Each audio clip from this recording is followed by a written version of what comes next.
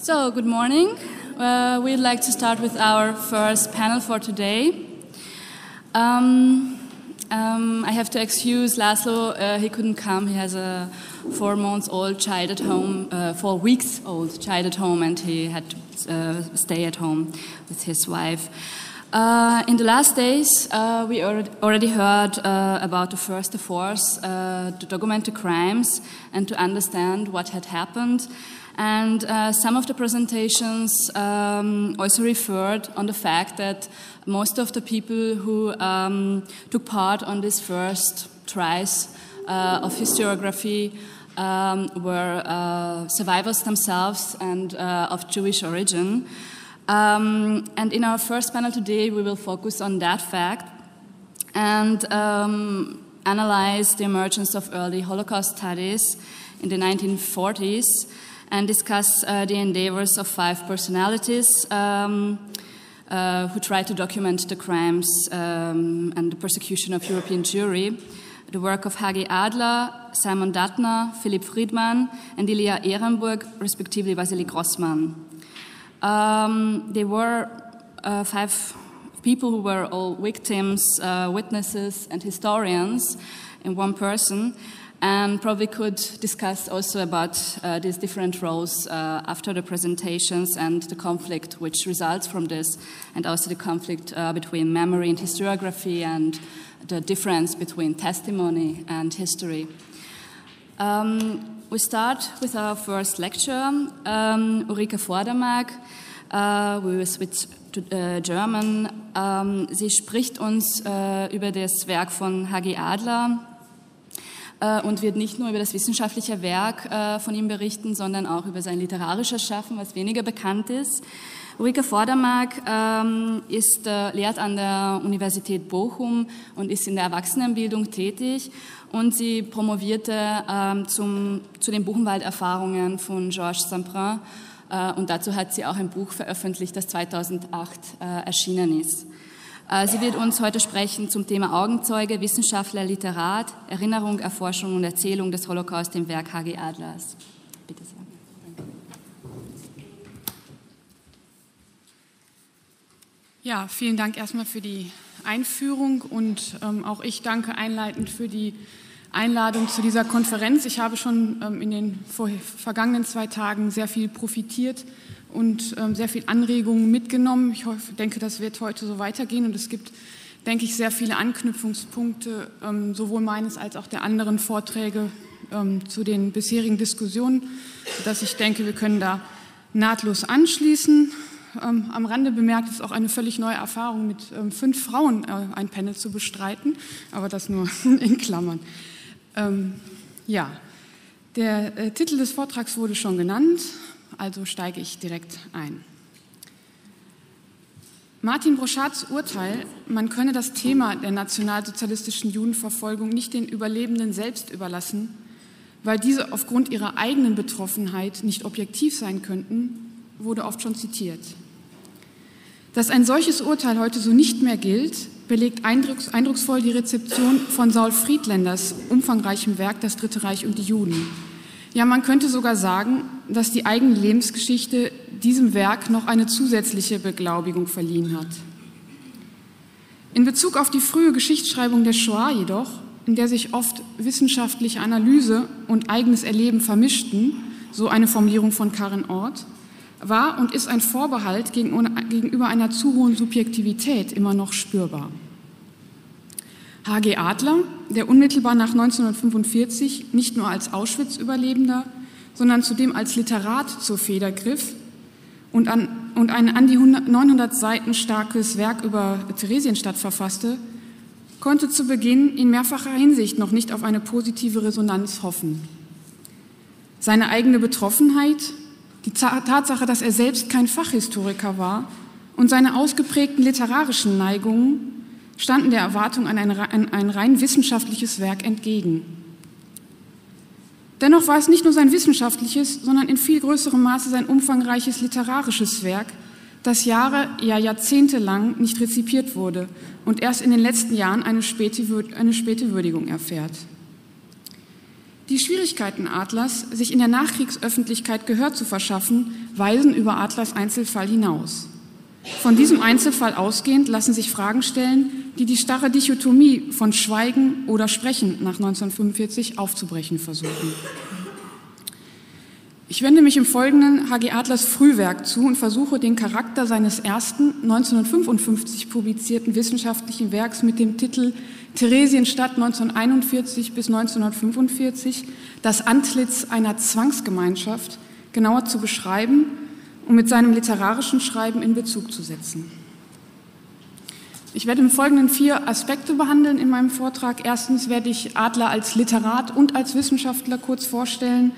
Dann gehe ich auf die Publikationsgeschichte und Rezeption seines Werks kurz ein. Also zu den Verlagsgeschichten haben wir ja auch schon und den schwierigen Umgang mit den Verlagen haben wir in den vergangenen Tagen ja auch schon einiges gehört. Dann werde ich versuchen, den Charakter dieses wissenschaftlichen Werks Theresienstadt näher zu beschreiben und eben fragen, inwieweit das eigentlich eine historische Dokumentation ist oder darüber hinausgeht. Und ich ende dann 4. mit einigen zusammenfassenden Bemerkungen und Thesen. In einem ZDF-Interview im Jahre 1986 gab Adler folgende Auskunft über seine Ziele als Autor. Zitat: Als es zu den Deportationen kam, habe ich mir gesagt, das überlebe ich nicht. Aber wenn ich es überlebe, dann will ich es darstellen, und zwar auf zweierlei Weise. Ich will es als Wissenschaftler erforschen und in dieser Gestaltung vollkommen von mir als Individuum lösen, und ich will es dichterisch in irgendeiner Weise darstellen. Der Zeuge als dichtender Wissenschaftler, so fasste sein Sohn Jeremy Adler dieses Konzept von Zeugenschaft einmal zusammen. In der Tat ist Adler zeitlebens in beiden Bereichen tätig gewesen und hat ein umfangreiches Werk aus Gedichten, Essays, Romanen und wissenschaftlichen Abhandlungen geschaffen. Darin verknüpft sich eine literarische und wissenschaftliche, eine subjektive und objektive Seite der Zeugenschaft. Und nur beide Seiten zusammen ergeben ein vollständiges Bild. Der aus Prag stammende deutschsprachige H.G. Adler war von Theresienstadt aus Mitte Oktober 1944 nach Auschwitz und von dort aus in 2 weitere Lager deportiert worden. Nach Kriegsende, zunächst wieder in Prag, war er bis Februar 1947 unter anderem Mitarbeiter des Prager Jüdischen Museums und dort mit dem Aufbau eines Archivs der Verfolgungszeit betraut. Dazu werde ich jetzt nichts sagen zu dieser Phase der Materialsammlung und Archivierung. Ich weiß nicht, ob Herr Peter Hallammer auf diese Fragen in Prag noch eingeht. In seinem Vortrag werden wir sehen. Im Zuge dieser Tätigkeit konnte er wertvolle Dokumente für seine spätere Gesamtdarstellung sammeln. Zudem erhielt er von Leo Beck auch seine während der Zeit in Theresienstadt selbst gesammelten Materialien zurück. 1947 emigrierte er nach London. Bereits 1948 war eine erste Fassung von Theresienstadt fertiggestellt und auch der erste Roman Panorama entstand im selben Jahr. Es entstanden dann in kurzer Folge mehrere Romane, die aber Jahre und Jahrzehnte lang nicht publiziert wurden und zum Teil auch noch nicht publiziert sind. Was lässt sich über diese Werke der ersten Nachkriegsjahre sagen? Zunächst einmal lässt sich feststellen, dass H.G. Adlers umfangreiches Gesamtwerk in mehrfacher Hinsicht dafür geeignet ist, Mythen zu dekonstruieren. Die unfassbare Energie, mit der er sich in die Darstellung der eigenen Erfahrung stürzte und die schiere Fülle an Texten, die er produzierte, machen ihn zu einem weiteren Beleg gegen eine Phase des Schweigens auf Seiten der Überlebenden. Es lassen sich jedoch darüber hinaus weitere Grundannahmen in Frage stellen. In den Kompendien zur Holocaust-Literatur findet sich häufig eine Einteilung dieser Literatur in Phasen, haben wir gestern auch schon mal kurz drüber gesprochen, wobei die erste Phase von dokumentarischem Realismus geprägt sei und es erst in späteren Phasen mehr und mehr eine Öffnung zu auch freieren, stärker literarisierten oder fiktionalisierten Darstellungsformen gegeben habe. Zudem heißt es, Autobiografien der Shoah fokussieren in aller Regel ausschließlich auf die Zeit der Erfolgung selbst. Beides stimmt für Adler so nicht. Er arbeitete vom ersten Roman an mit literarischen Mitteln. Der erste Roman Panorama schöpft zwar aus der eigenen autobiografischen Erfahrung, arbeitet jedoch auch mit gezielt fiktiven Elementen. Das Buch beginnt bei der Kindheit in Prag und endet mit dem Exil in London. Nur ein geringer Teil bezieht sich auf Auschwitz selbst. Adlers Literatur ist experimentell und orientiert an den Autoren der literarischen Moderne. und von Beginn an arbeitet er mit einer Verbindung aus eigenem Erleben und fiktiven Elementen. Zugleich finden sich so realitätsgetreu anmutende Passagen, dass andere wissenschaftliche Werke hieraus wie aus einer Quelle zitiert haben. Zum zweiten Punkt, zur Publikation und zur Rezeption des Werks. Die Frage, welche Darstellungsform Adler gewählt hat, mit der ich mich hier unter anderem beschäftige, ist nur scheinbar eine randständige Überlegung. Sie führt vielmehr ins Zentrum der Frage, was sagbar war, welche Leseerwartung an ein Holocaust-Zeugnis geknüpft war und wo die Tabuisierung beginnt. Erwartet wurde von einem Zeugen des Holocaust ein möglichst faktentreuer Bericht. Diese Erwartung wurde auch explizit formuliert, unter anderem von Heinrich Böll, der behauptete, allein dokumentarische Texte seien angemessen, um über die Judenvernichtung zu sprechen. Es gab allerdings auch kritische Stimmen, die darauf verwiesen, dass in rein dokumentarischem Schreiben die Schuldfrage zu sehr ausgeklammert werde. Die ablehnende Haltung der Verlage gegenüber den Zeugnissen der Überlebenden ist vielfach belegt. Mehrfach finden sich in der Korrespondenz, die die Veröffentlichung von frühen Zeugnissen begleitete, Formulierungen wie: In Deutschland darf ein solches Buch nicht verbreitet werden. Im Falle von Adlers Roman Eine Reise hatte sich Peter Surkamp nach Angaben von Jeremy Adler, seinem Sohn, gar zu dem Satz verstiegen: Solange er lebe, werde dieses Buch in Deutschland nicht gedruckt werden. Aber warum ein solcher Satz? Ruth Vogel-Klein vermutet eigene Verdrängungsmechanismen Surkamps, der selbst im Konzentrationslager war und wie andere der Ansicht war, man dürfe das Grauen nicht so explizit darstellen, weil es sonst zum Faszinosum werden könne. Bei Adler kam sicherlich mehreres zusammen, was die Publikation erschwerte.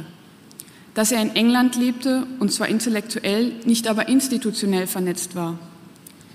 Dass Literatur über den Holocaust grundsätzlich nicht gerade auf eine große Nachfrage auf dem Markt stieß und die bundesrepublikanische Gesellschaft, wie Cesarani es beschrieben hat, von Bildern des Grauens bereits übersättigt war. Dass er sich eines alles andere als dokumentarischen Schreibstils bediente, verfremdete und fiktionalisierte und schließlich, dass die literarische Landschaft nach 1945 vom Mainstream abweichende Schreibweisen nicht nur im Falle der Zeugen der NS-Verbrechen marginalisierte. In Eine Reise geht die Verfremdung so weit, dass die Schilderung völlig von historischen Begebenheiten, Ort- und Zeitbezügen entkleidet ist. Es gibt darin weder eine SS noch Juden, nur Verlorene und Verschworene.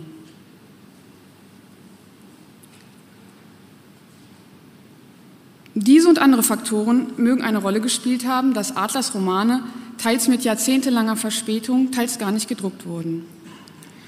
Auch die Verlagssuche für Theresienstadt gestaltete sich schwierig, also für das wissenschaftliche Werk, war jedoch immerhin bereits 1955 erfolgreich und die Publikation war dann, anders als dies bei den Romanen der Fall war, von sehr großer, durchaus internationaler Resonanz begleitet. Jüdische Intellektuelle wie Martin Buber und Gershom Scholem traten mit dem Autor in Kontakt.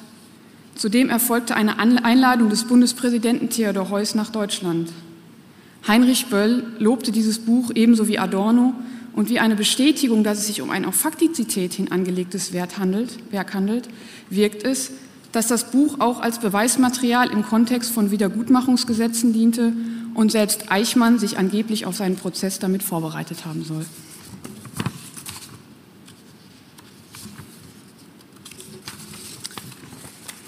Ich komme nun zu Theresienstadt, versuche den Charakter dieses Buchs ein wenig zu beschreiben und frage danach, inwieweit das tatsächlich eine historische Dokumentation ist. Die groß angelegte Gesamtdarstellung Theresienstadt 1941 bis 1945 ist eine umfassende historische Dokumentation des Ghettos und ist es auch wieder nicht. Es entspricht in mancher Hinsicht nicht den heutigen Standards und formalen Gepflogenheiten eines historischen Werks.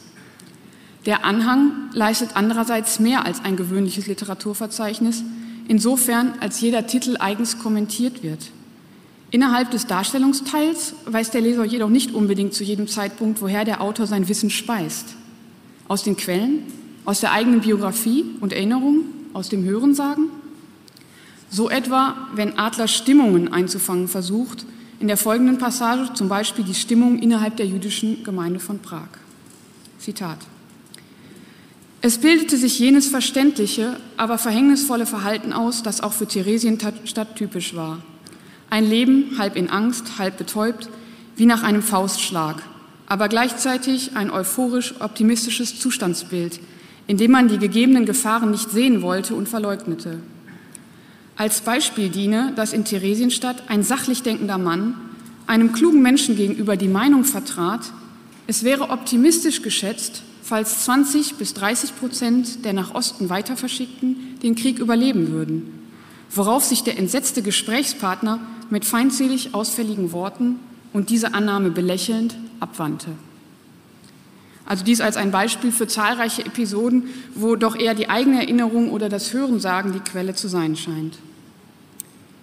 In der Einleitung zu dem umfangreichen Anhang des Buches formuliert Adler zunächst scheinbar an ungewöhnlicher Stelle, dass seine eigenen Erlebnisse seine erste Quelle dargestellt hätten und ergänzt mit diesem einen Satz die 150 folgenden Seiten Literaturverzeichnis quasi um den großen Fundus der eigenen Wahrnehmung und Erinnerung als Augenzeuge, der sich einer Abbildung in Form einer Bibliografie naturgemäß entzieht. Auf das Spannungsverhältnis, das hier zwischen dem Anspruch der Sachlichkeit und Objektivität auf der einen und der subjektiven Perspektivität des Zeugens entsteht, komme ich abschließend noch einmal zurück. Theresienstadt, so lässt sich festhalten, ist kein im engeren Sinne historisches Werk. Das ist seinem Autor jedoch bewusst, sonst hätte er es nicht in 3 grundlegende Kapitel mit den Überschriften erstens Geschichte, zweitens Soziologie und drittens Psychologie überschrieben. Geschichte Theresienstadts hätte dann sicher genügt. Das Buch hat zudem große literarische Qualitäten. Theresienstadt ist ein interdisziplinäres, in seinen Gattungszuordnungen, in seinem Changieren zwischen individuellem Zeugnis, wissenschaftlichem Werk und kommentierter Bibliografie ein hybrides Werk.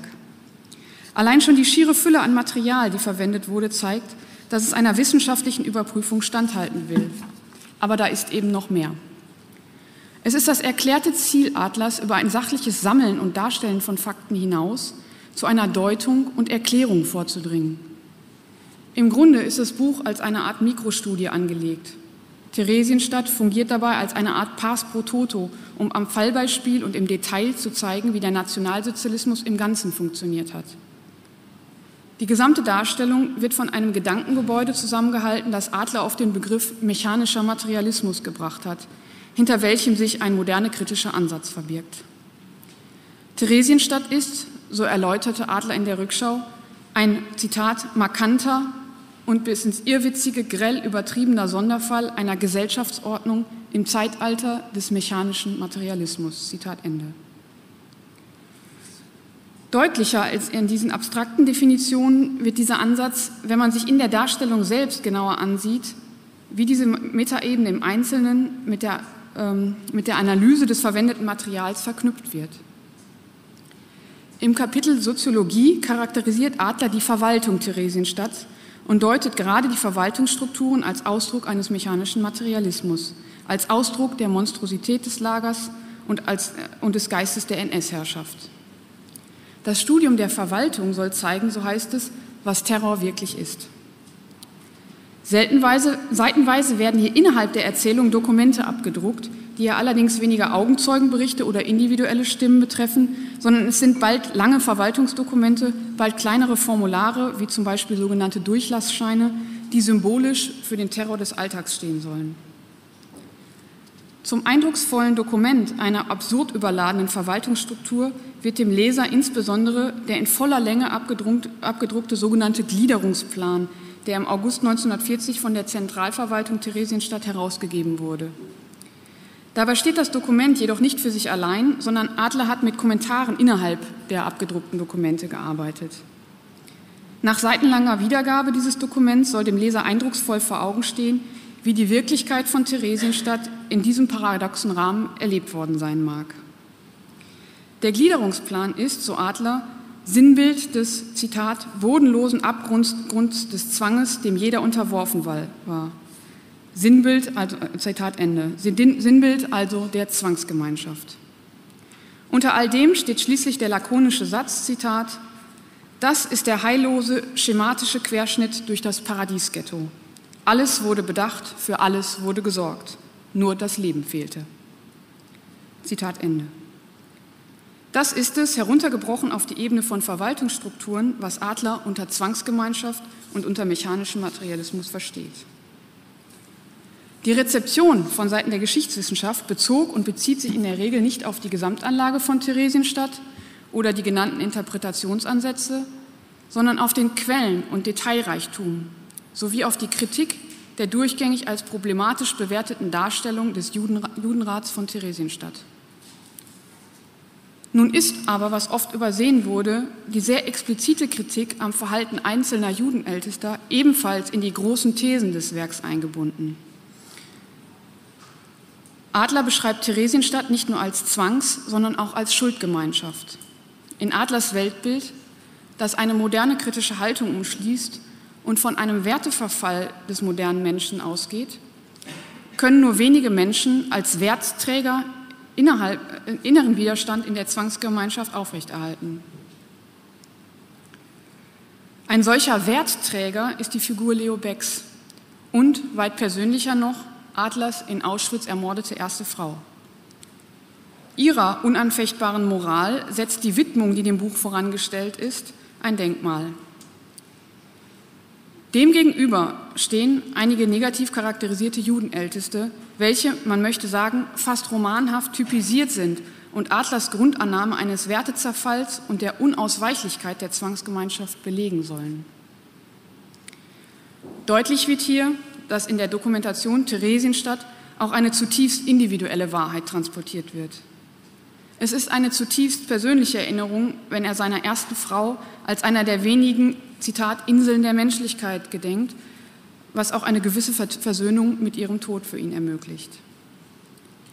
Die Erinnerung an die unzerstörbare Sittlichkeit und Kraft Einzelner verweist hierbei auf die zentrale Möglichkeit eines inneren Widerstands. Schreibend wird dieser festgeschrieben und bewahrt und am Ende von Theresienstadt mit einem mit Emphase vorgetragenen Plädoyer für Mitmenschlichkeit und Humanität verbunden. Ich komme mit 6 abschließenden Bemerkungen zum Schluss. Erstens. Am 30.07.1945 schrieb H.G. Adler an Franz Beermann-Steiner, es sei kaum möglich zu vermitteln, was er in dem Konzentrationslager erlebt hätte. Hunger, Dreck, Gewalt, Schmerz, all das könne man schildern, aber was es dem inneren Selbst zugefügt habe, das ließe sich nicht vermitteln. Wie so viele andere Überlebende benannte Adler das, was Agamben später die Aporie von Auschwitz genannt hat. Dass man es nämlich mit einer Wirklichkeit zu tun habe, die ihre faktischen Elemente übersteige. Daher bleibt Adler selbst in der wissenschaftlichen Arbeit auch nicht auf einer Ebene von Faktizität stehen. Bedient sich nicht eines dokumentarischen Realismus, sondern formuliert als Ziel, zu einem Wesen der Erfahrung vorzudringen. Das heißt, er transzendiert die eigene Erfahrung, zieht daraus Lehren und gibt seinen Texten somit eine aufklärerische und politische Zielrichtung. Zweitens. H.G. Adler ist in literarischer wie wissenschaftlicher Darstellung sowohl mit der Frage der Ursachen des Nationalsozialismus als auch mit der Frage der Schuld befasst. Diese ist allerdings eher auf einer allgemeinen Ebene und innerhalb einer grundsätzlichen Kritik der Moderne verortet. Das heißt, es findet keine unmittelbare Anklage statt. Drittens. Adler hat immer wieder sein Streben nach größtmöglicher Sachlichkeit und Objektivität betont. In Interviews beschrieb er oft, er habe bereits in Theresienstadt versucht, eine Außenperspektive einzunehmen und gleichsam mit dem Blick des Ethnologen als teilnehmender Beobachter und gewöhnlicher Gefangener zugleich die Welt des Ghettos zu beobachten. Er reflektiert jedoch auch seine unausweichlich perspektivische Gebundenheit und betont, er sei sich bewusst, als Teilhaber der Geschichte keine unbedingte Objektivität erreichen zu können.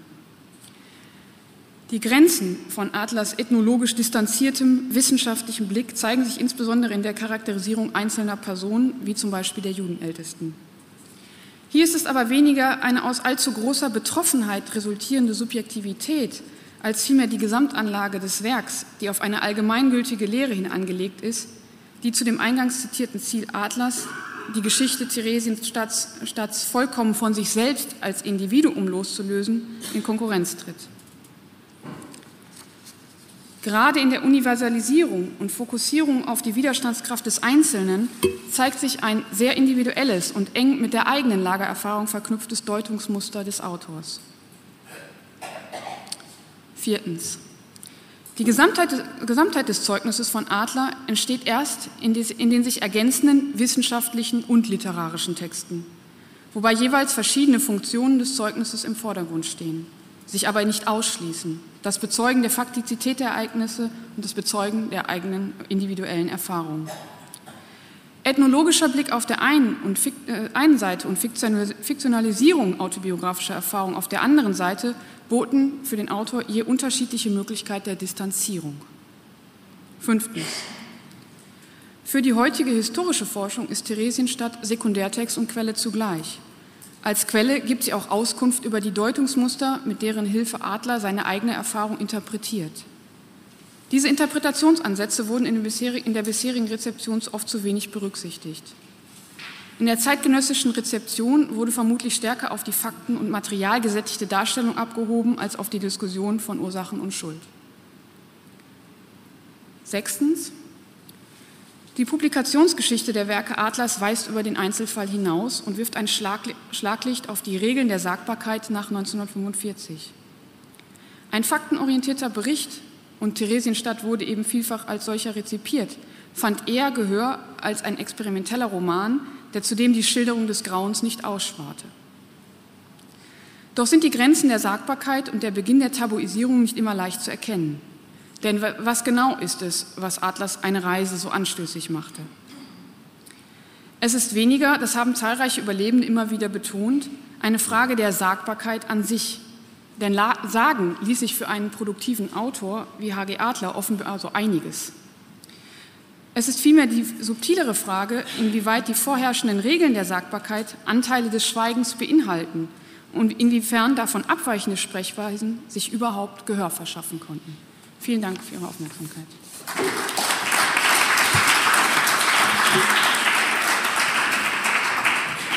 Vielen Dank für den Vortrag, der auch schon sehr viele Aspekte, glaube ich, angesprochen hat, die auch in der Diskussion nochmal aufgegriffen werden können.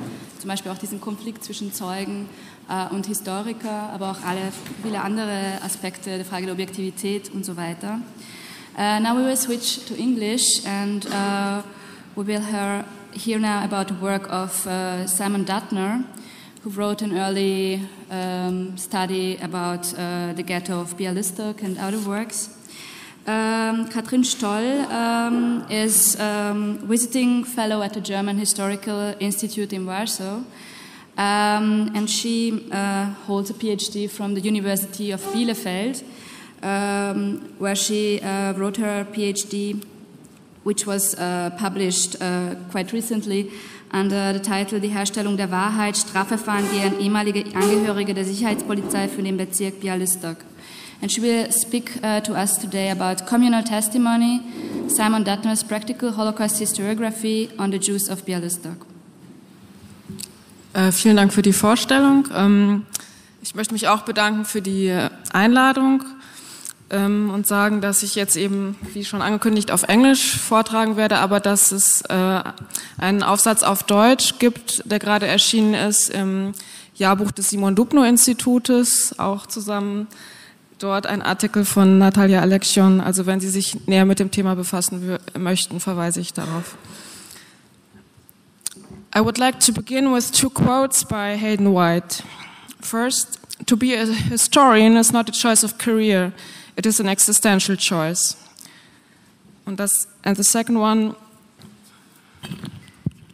okay.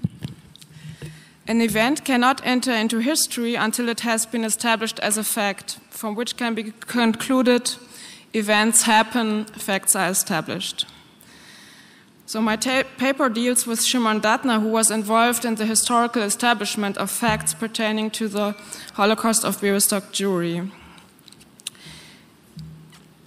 I'm going to focus on the immediate Holocaust historiography that he produced between 1944 and 1946, and especially I'm focusing on the historiography, historical works, because he also produced artistic writings, literary works. Datner survived the Białystok ghetto from where he escaped in June 1943 to become a partisan fighter. His family was murdered by the Germans. In his capacity as chairman of the Białystok Jewish Committee and as a member of the Historical Commission at the committee, he played a vital role in recording, documenting, and interpreting the murder of the Jews in Białystok and its surroundings. I would like to address the following questions. Why did Datner, who had not been a professional historian before the war, he was working as a teacher at the Hebrew Gymnasium in Białystok, become a chronicler and historian of the murder of Białystok Jewry? What are the characteristic features of his early writings in Polish and Yiddish?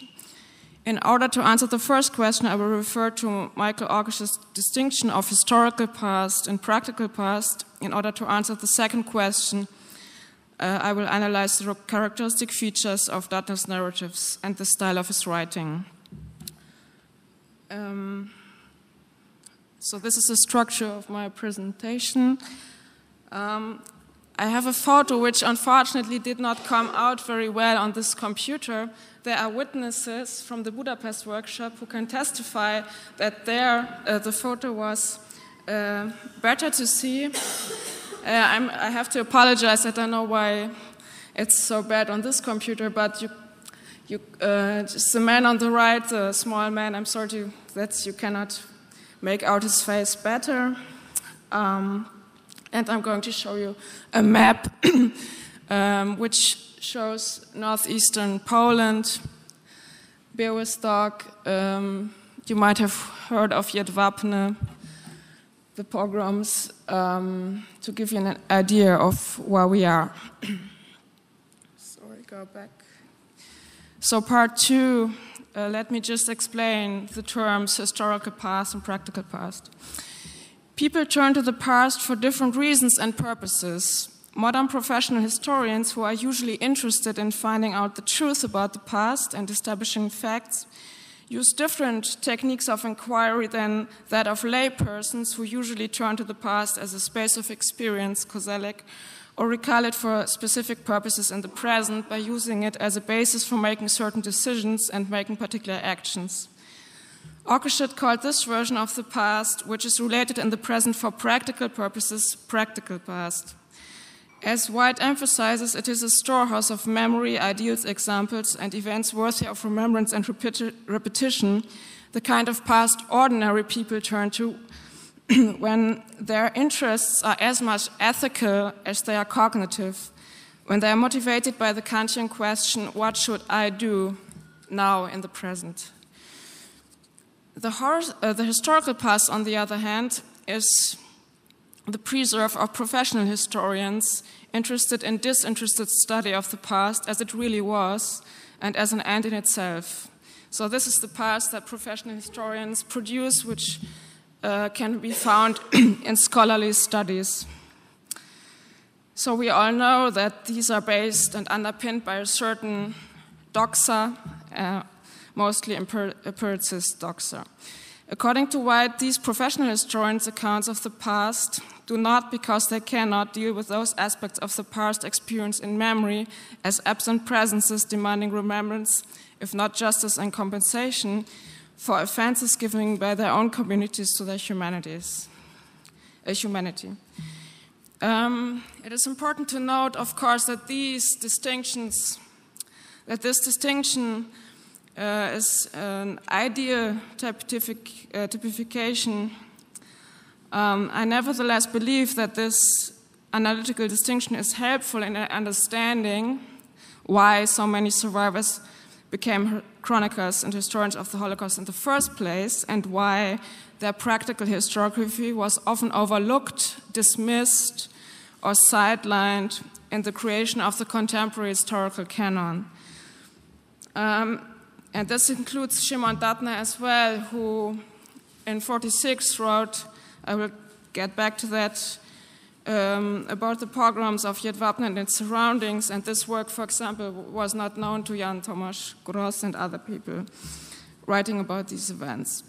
I would also like to mention Saul Friedlander here, who argued in 2002 that the immense production of memoirs, diaries, memory books, and other testimonies on part of the survivors, that were published in the first years after liberation, quote, cannot be considered as history in the strict sense of the term.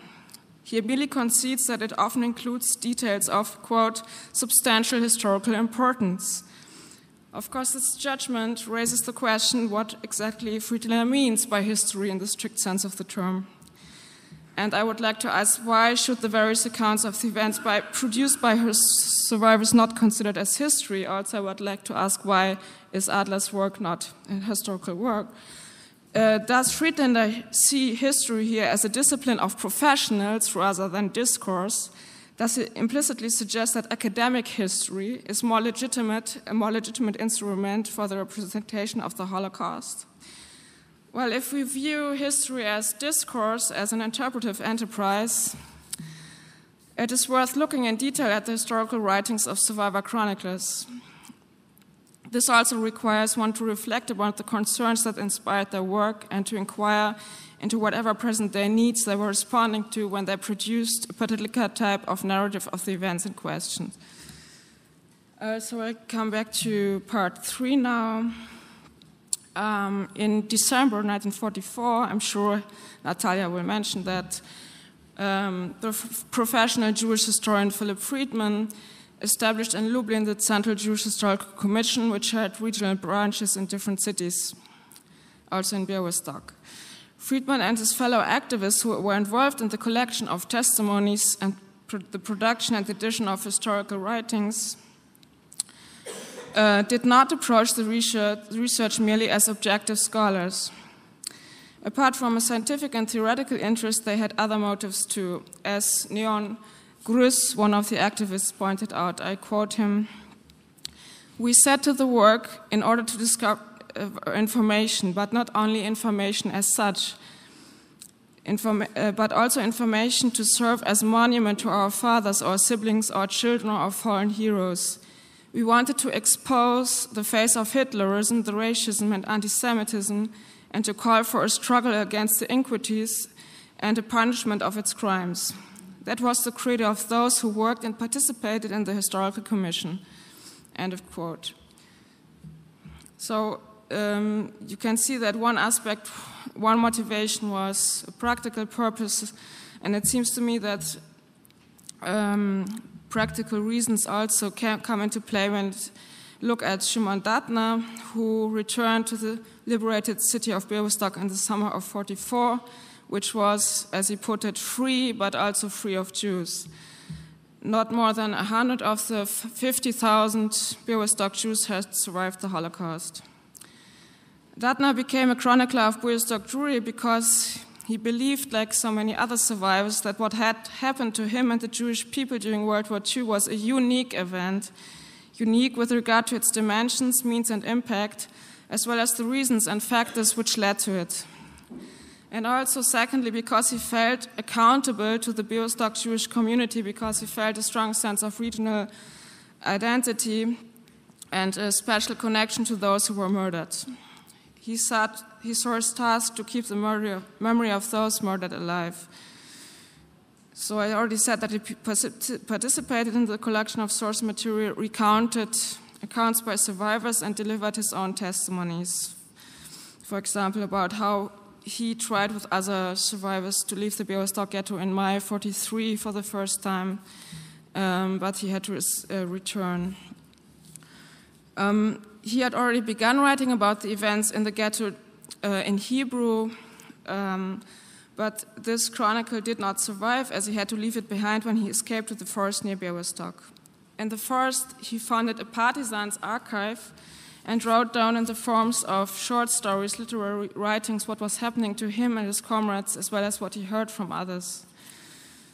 Then after revelation, he wrote a small book for the Jewish Historical Commission entitled The Struggle and the Extermination of the Białystok Ghetto, which was published in 1946. It is written from a Jewish perspective and based on survivor testimonies as well as Datner's subjective experience assessment and assessments of events. The narrative is fragmentary and associative in kind and eschews a clear-cut structure. Some passages in the text produce the effect of photographic images. This is because Datner embeds his own memory into the narrative. Memory, writes Hayden White, has to do more with emotions than with facts. The memory traces that matter are those that come in the form of an image charged with an emotional valence. As an example may serve Datner's description of the atmosphere prevailing in the Białystok ghetto in February 1943, shortly before the first deportation. I quote, "People staggered around the streets as if they were blind, carrying the stigma of death. Life was dying in the streets, the laughter and clamor disappeared. Excruciating was the sight of small children, apathetic and subdued, aware of what was awaiting them." These sentences confront us with what it felt like to have endured life in the ghetto and to live in the shadow of death. They may invoke in us a sense of never again, a sense of ethic duty and commitment to a new imperative, formulated later by Adorno as follows. Hitler has imposed a new categorical imperative upon humanity in the state of their unfreedom, to arrange their thinking and conduct so that Auschwitz never repeats itself, so that nothing similar ever happens again. End of quote. There are some passages in which Datner narrativizes, in which he endows the events presented with a moral meaning.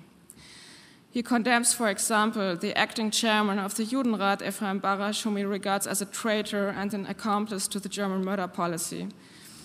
I quote what Datner has to say about the first deportation from the Białystok ghetto in February 1943, during which the Germans deported 10,000 Jews to the death camps of Auschwitz and Treblinka and murdered hundreds of Jews in the ghetto itself. So I quote, "Barasch believed that by handing over 6,000 of his brothers, he would save the remaining 50,000. His biggest crime was that he agreed to this monstrosity, that he trusted the Germans, betraying at the same time the masses which believed in him. From this moment onwards, he was the tragic accomplice to the murder of the Jewish nation. The Germans entered the ghetto on Friday, February 5th at 4 o'clock in the morning. At the head of the Gestapo was Barasch with a list in his hand, calling those sentenced to death from their homesteads. The gallows humor of the ghetto captures this later in the words, 'Barasch cut all ties.'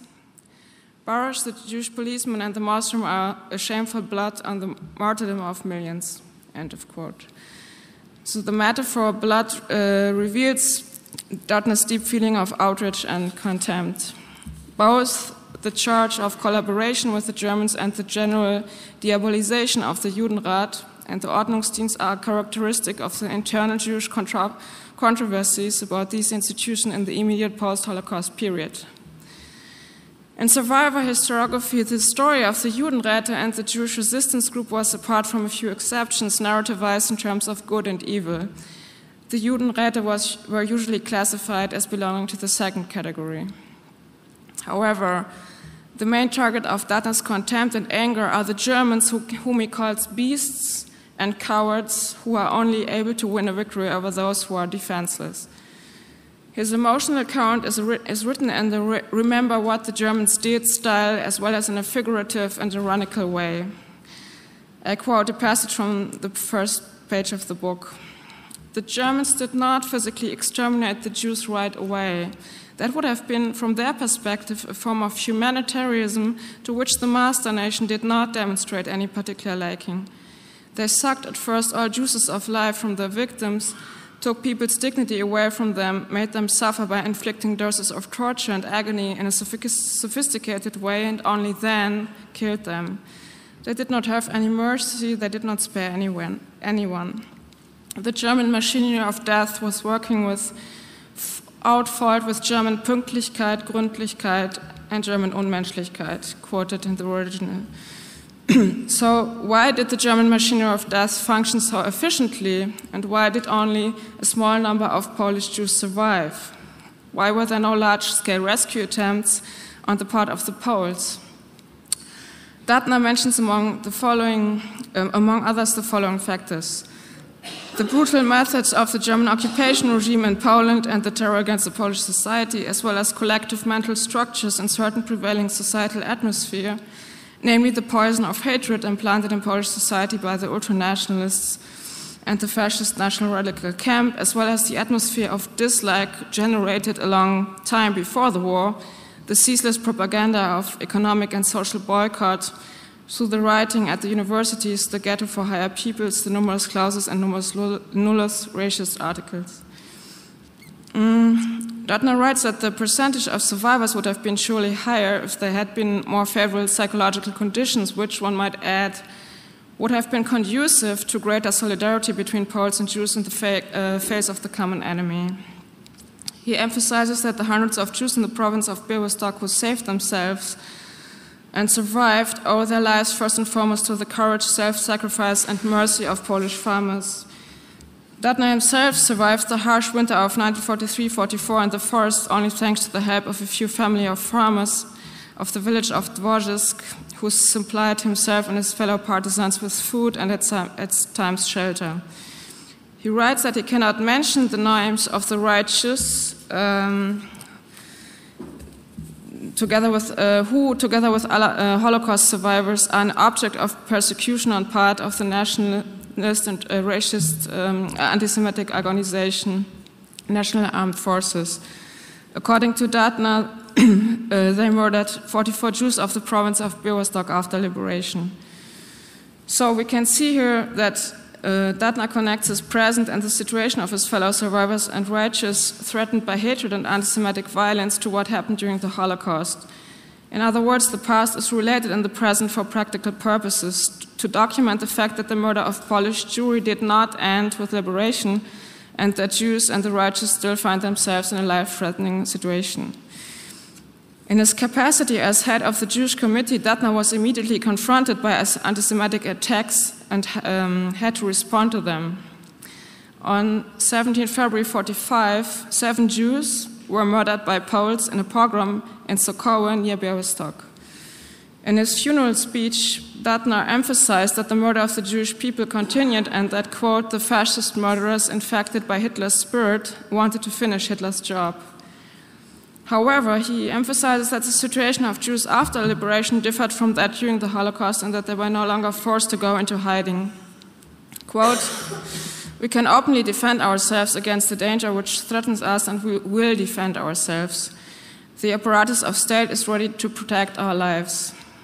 However, Datner was not satisfied with the way the authorities reacted to the anti-Semitic violence.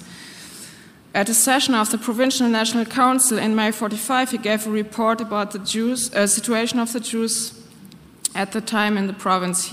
He criticized the fact that the Department of Justice in Warsaw had not established special courts for the prosecution of what he called fascist criminals in Białystok. In June, he was put on trial and sentenced to 8 months of prison for having insulted the ministry. In spite of one of these unfavorable conditions for the attempt to rebuild Jewish life in Poland in the immediate post-Holocaust period, Datner still believed in the future of the Jewish people in Poland as the prologue to his text Der Kampf um Choben von jüdischen Białystok und Bialystoker province, written for the Jewish Historical Commission in 1946, demonstrates. This text is like his account of the Białystok ghetto, devoted to the, quote, memory of 200,000 Jews of the province of Białystok who were murdered by the Germans. I argue that the prologue to this text has an apostrophic function. According to Dori Laub and Nanette Auerhahn, apostrophe is a trope that, quote, addresses the absent, the lost, and the dead. While the survivor speaks to someone, he also speaks for someone, asserting an apostrophic function that reanimates both the dead and the self. The survivor attempts to find a thou that can be addressed and with whom he can share his grief. The thou in Datner's prologue are the murdered Jews of Białystok to whom his memory speech is addressed. By remembering Jewish Białystok and its people, by bringing the past into the present, and by bemoaning the loss of the rich cultural, religious, and social life, Datner attempts to establish a connection to the dead to whom he feels obliged. Speaking in the name of survivors and seeking to establish a link to those murders, he closes the prologue by stating that, quote, for us, Jewishness is a privilege and a reason to be proud of. This is why we seize the chain which connects us with those hands which lost the grip on it and perished. We will ensure that there will be hands which will seize the chain tomorrow. The chain has not been cut yet, nor will it be cut. It is not possible here, because of time constraints, to go in detail, to provide a detailed analysis of this prologue here.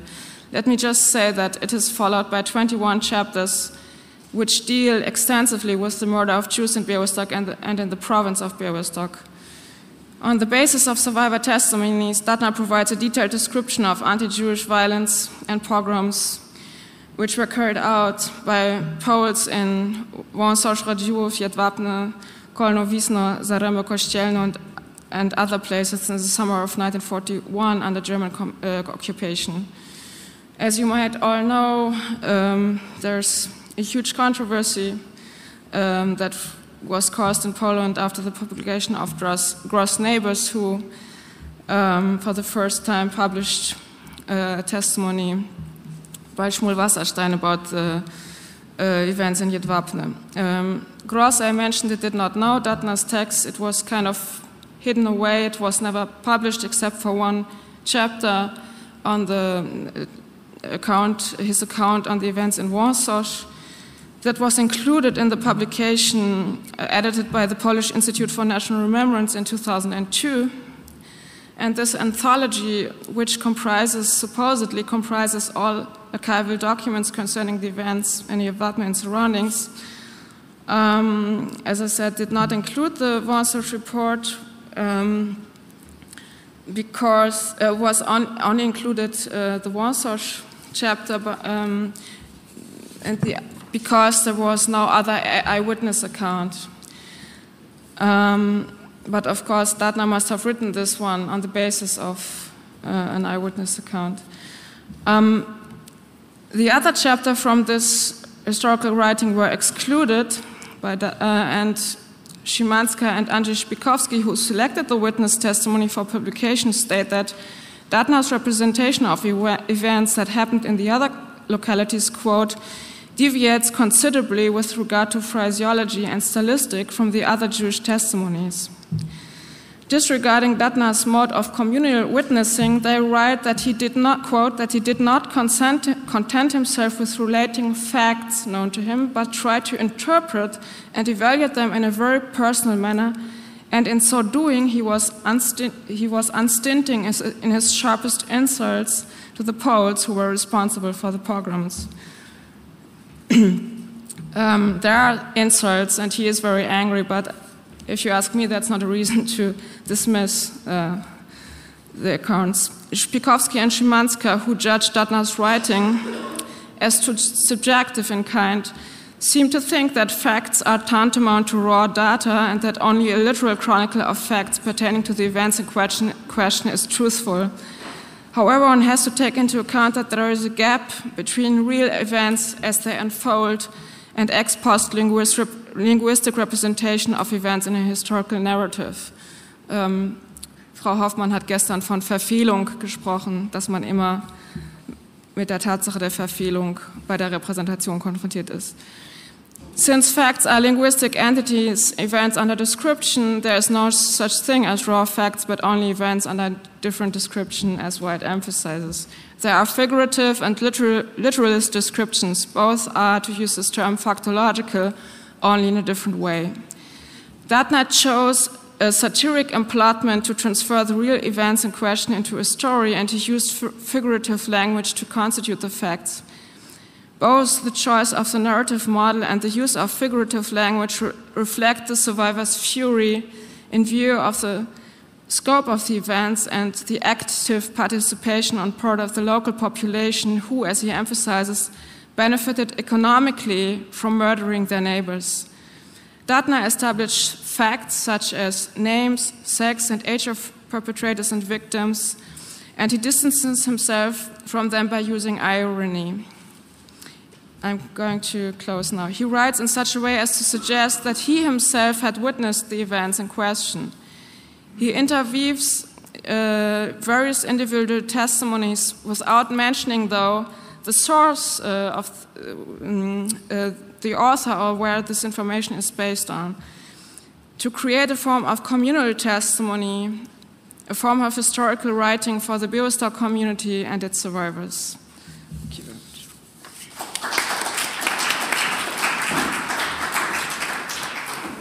you very much, Katrin. Now we will speak about the work of a person we already heard about him a lot during this conference, about Philip Friedman, who is a kind of exception here, I think, because he was a professional historian also before persecution, before the war. He worked as a historian and wrote some historical studies also before that. Natalia is Associate Professor of Modern Jewish History at Touro College in New York, and she is also Assistant Professor for Modern History at the Institute for History at the Polish Academy of Science. She holds 2 PhDs, one from University of Warsaw and the other one from the University of New York. And recently, among others, she is working on a book about Polish Jewish historians in the Second Polish Republic.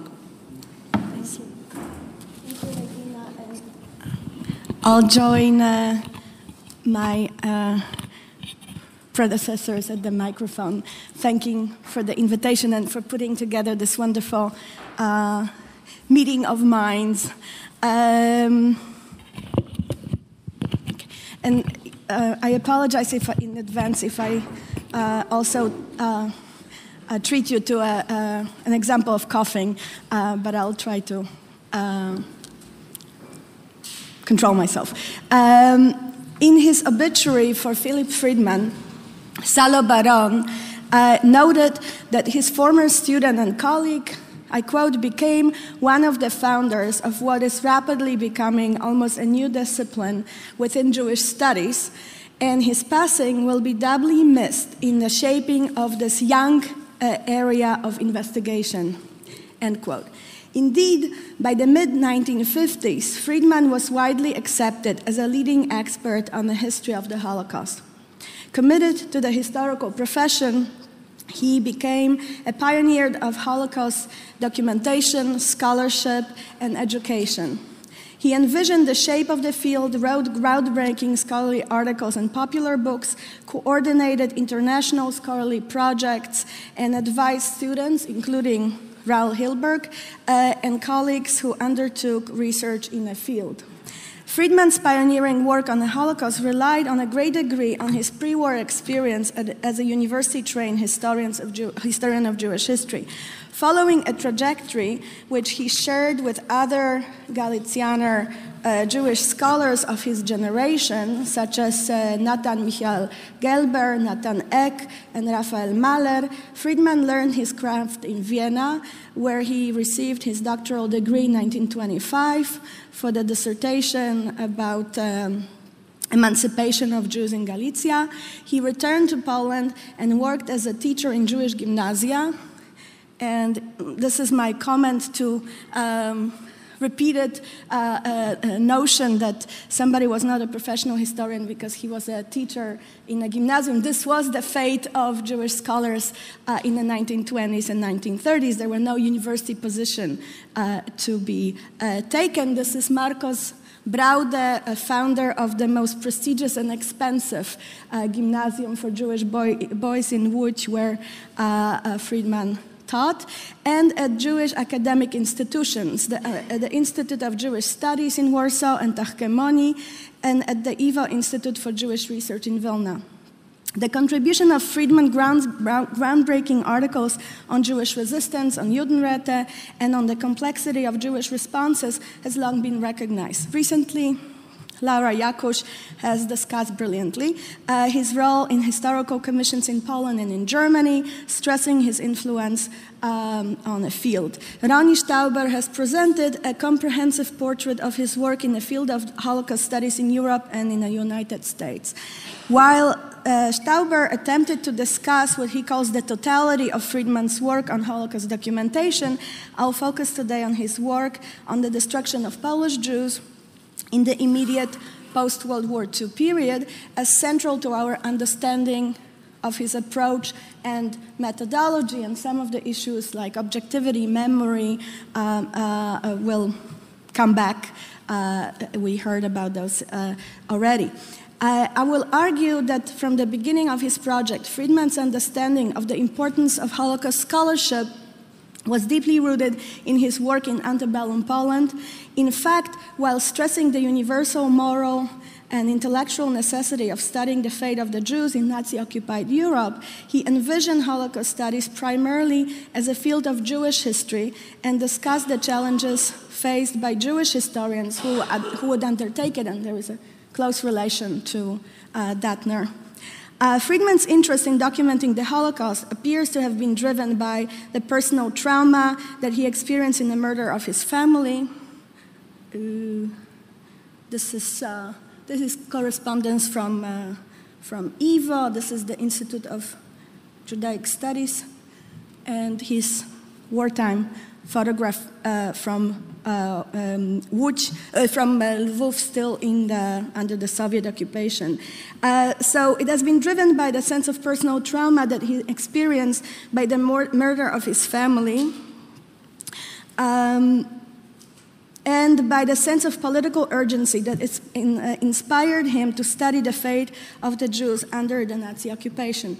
According to one testimony, following the death of Friedman's wife and daughter, Alinka, he, I quote, recovered from the pain after several weeks and believed, as many others did, that he ought to do everything possible to survive and tell the whole truth about these terrible times.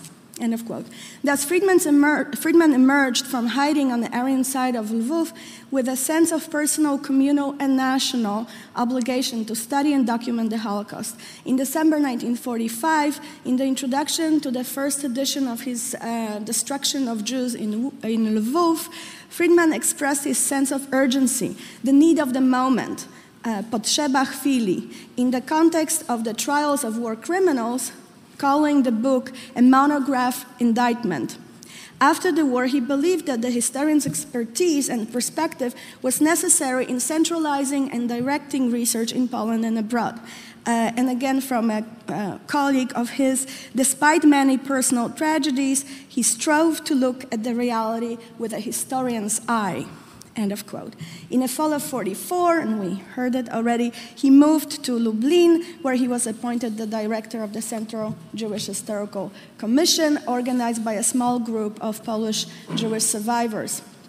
After the commission relocated to Łódź in the first weeks of 1945, he also became the head of its scholarly section. These are most of the collaborators. Friedman began collecting documents and data about the fate of the Jews in Lvov even before the liberation of the city, recognizing very early the importance of Jewish first-hand accounts. According to Ada Eber, who is sitting in the first row next to him, who met Friedman in Lvov, he told her that he had, I quote, found a way to get even with Hitler and his criminal regime. I have already started to collect eyewitness reports, and here I have something that might interest you, a memoir from the Janowska concentration camp. It was written by a young boy who went through hell in the camps and later in the death brigade. End of quote.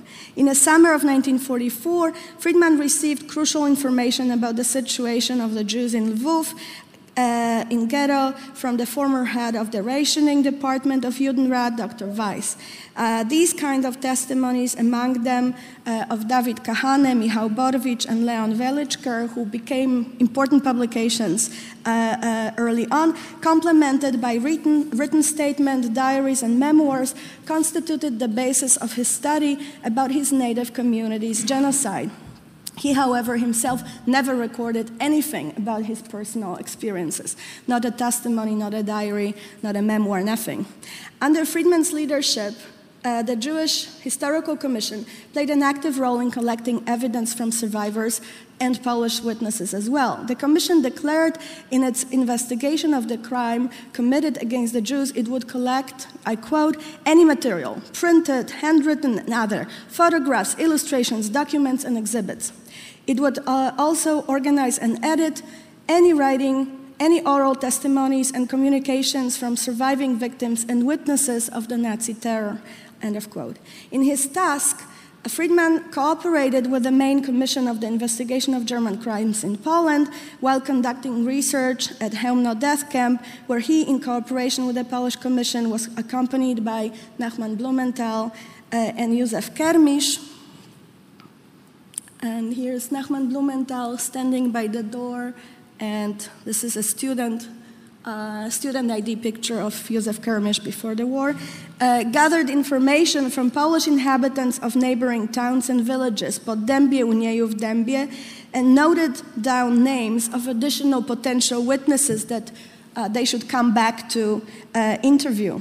As a university-trained historian, Friedman believed that he had a professional obligation to look at the variety of sources and to analyze their context in light of all available information. He considered official documents ideal for Holocaust research, for which reason German documents and the archives of the Judenrat in Lvov played a crucial role in his exploration of the systematic murder of Jews.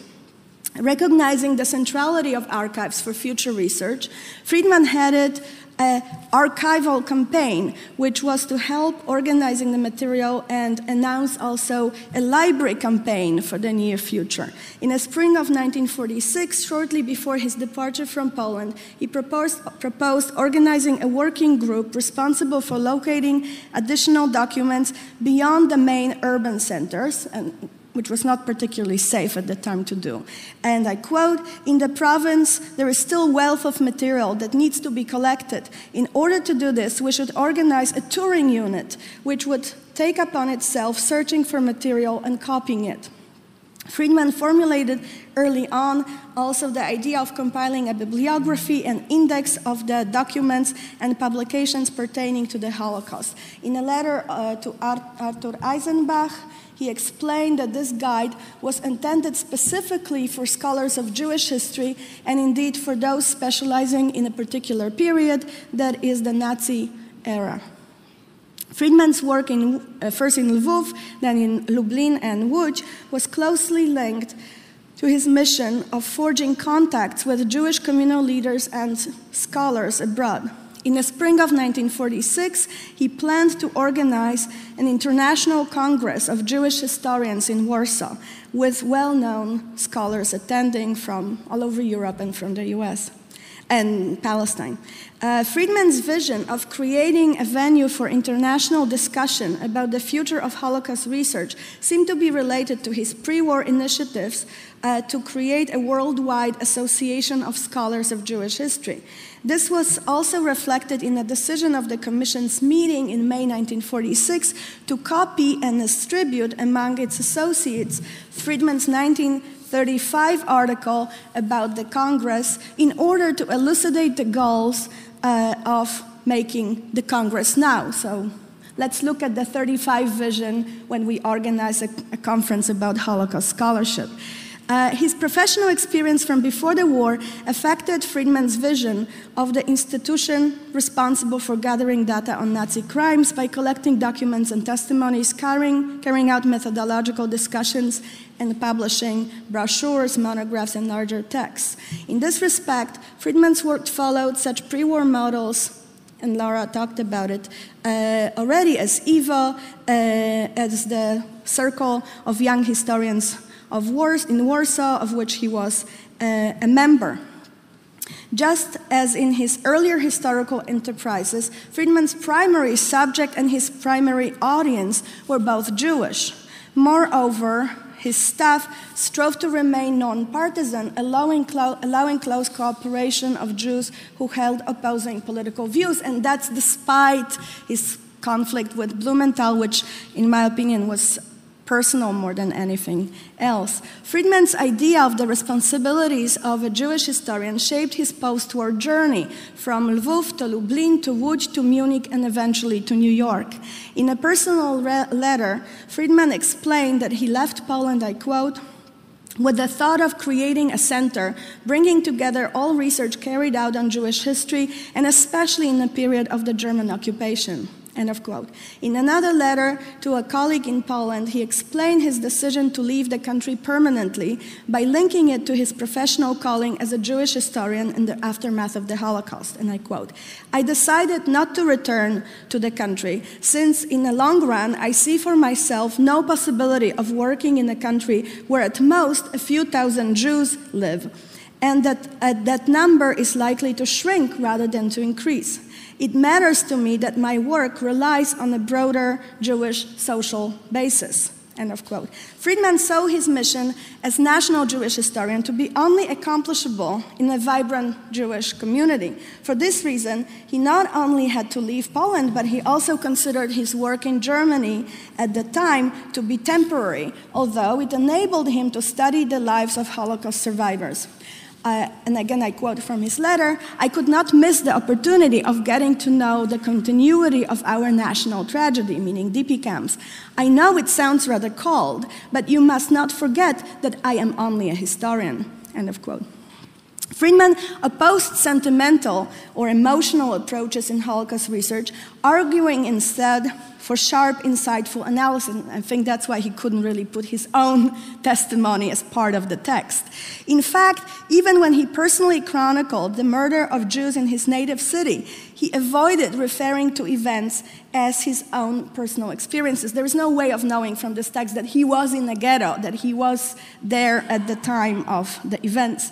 As a result, there is little sign of tension between his academic scholarship and personal loss. He also praised, and it's particularly interesting in light of what what we heard from Dr. Stoll, he praised Datner for restraining his emotions and subjectivity while focusing on the imperative that Friedman wrote, "The descriptive part is written down as objectively as possible." So I guess he was not really bothered by the emotional part of it. Nevertheless, Friedman was aware of the effort that such restraint demanded. As he wrote, "It is not an easy task for a historian of that epoch.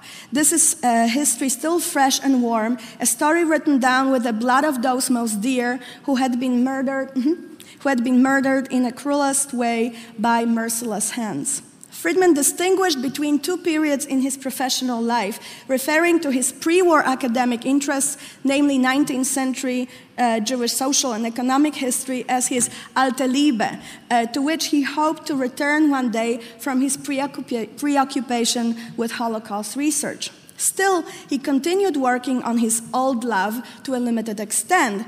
In his letter to Rachela Auerbach, Friedman described a few monographs that he was preparing for publication and explained. One of them is the history of Eastern Europe on a broad scale. This first part, covering the period until the partitions of Poland, is almost ready. Nevertheless, these two fields of research had much in common. Although Friedman recognized that the Holocaust constituted a turning point in Jewish history and in the histories of individual Jewish communities, he did not define it as two separate, completely separate segments, the before and the after, in the course of Jewish history narrative. In the fall of 1945, Friedman resumed teaching in an academic setting at the newly founded Łódź University. He taught only for one academic year.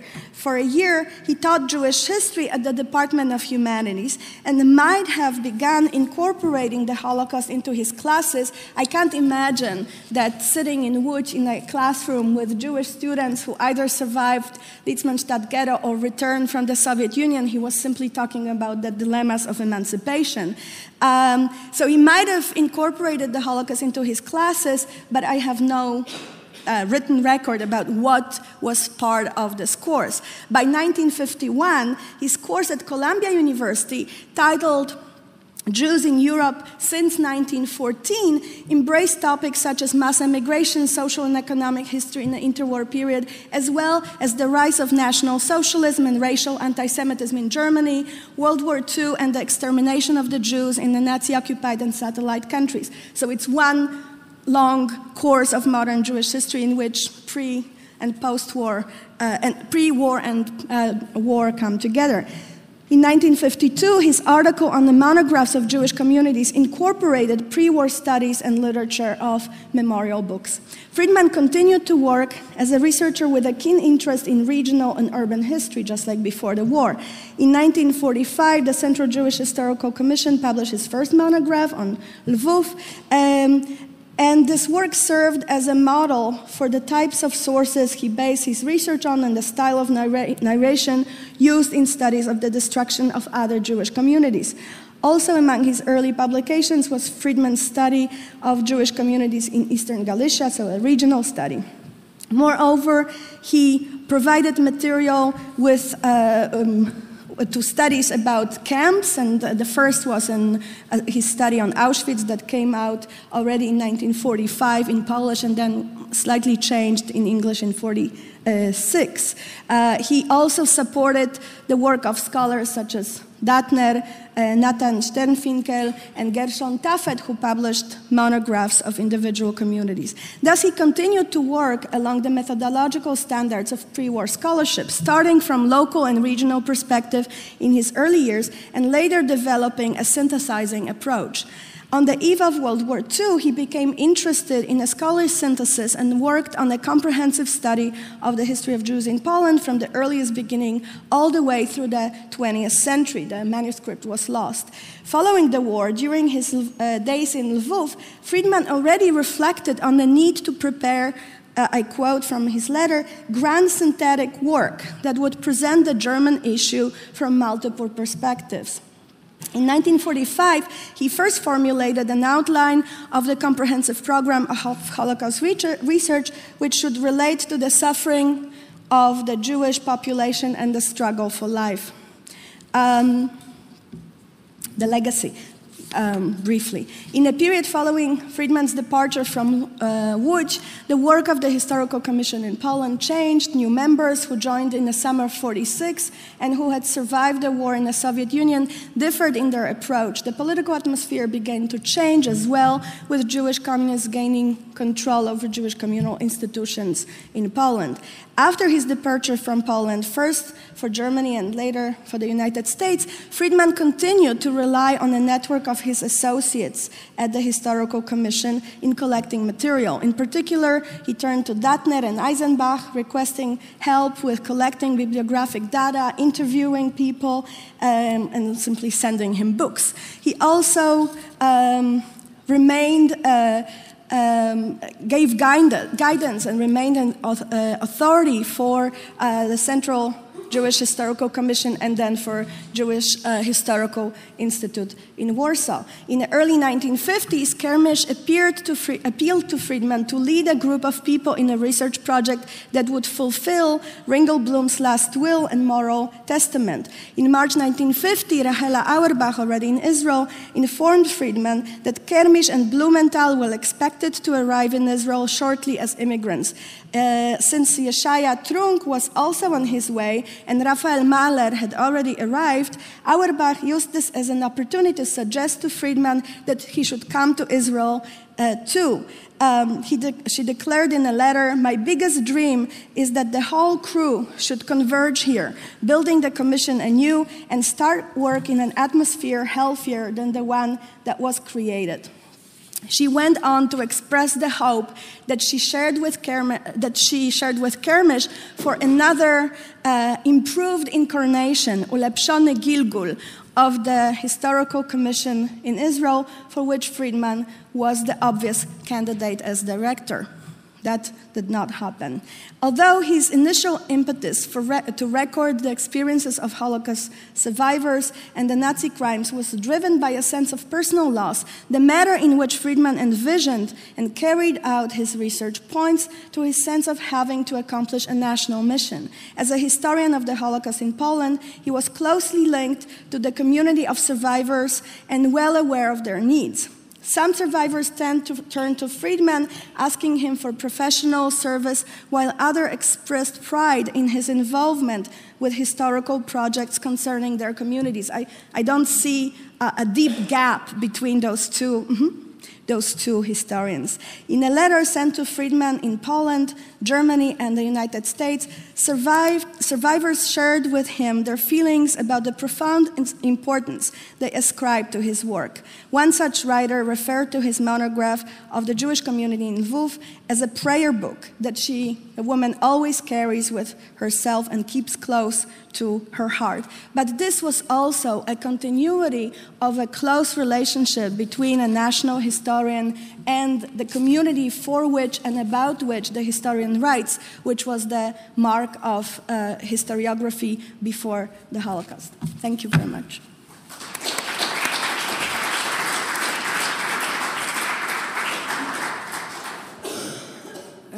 Thank you, Natalia. Now we will continue with a lecture about the Soviet Union and about the Black Book of Jewry, which was never published there. But Olga Baranova will tell us more about this.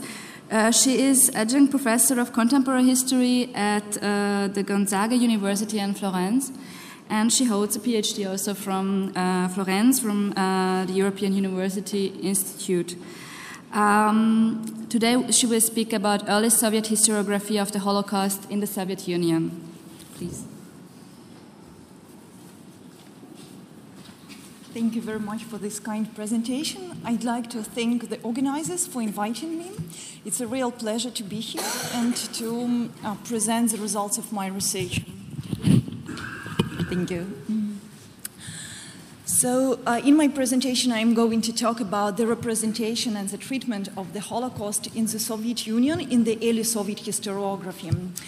And it's important to highlight that the term the Holocaust itself was unknown to Soviet historians, and it entered the Russian vocabulary only in the 1990s. It was borrowed from American lexicon, was transliterated from English, but it doesn't mean that the Soviet historians did not discuss the Holocaust. They just used different terms like annihilation, destruction, or Jewish catastrophe. The objective of my paper is to contrast the view frequently expressed by Western historians that under the Soviet rule there was no open discussion of the Holocaust. William Corey, who is a famous American Jewish scholar, a political activist, and the fighter for the rights of the Jews in the Soviet Union, who wrote extensively on anti-Semitism in Soviet Russia, argued that it was a deliberate Soviet policy to suppress any public discussion of the Holocaust. He also highlighted that the term anti-Semitism or the Holocaust was never used in Soviet textbooks, elementary and secondary school textbooks. And as the main explanation of this kind of attitude, he said that it was because of Stalin's anti-Semitism and its legacy. So in my presentation, I will argue that it's not entirely true, that Soviet historians never denied the Holocaust. They never tried to obliterate the Holocaust in memories of Soviet Jews and non-Jews. And in fact, there were many efforts immediately after the Second World War to document the Holocaust and to collect the material about their destiny of the Jews. I will also discuss the special very peculiar treatment that the Holocaust received in the Soviet Union. But before I talk about the Holocaust, I think it's very important to say how the Great Patriotic War was discussed in the Soviet literature in general, because the Holocaust is an integral part of the issue of the war. And in immediate post-war years, the war became not only a subject of scholarly research, but important tool in state propaganda. And I don't know if you can actually see my PowerPoints.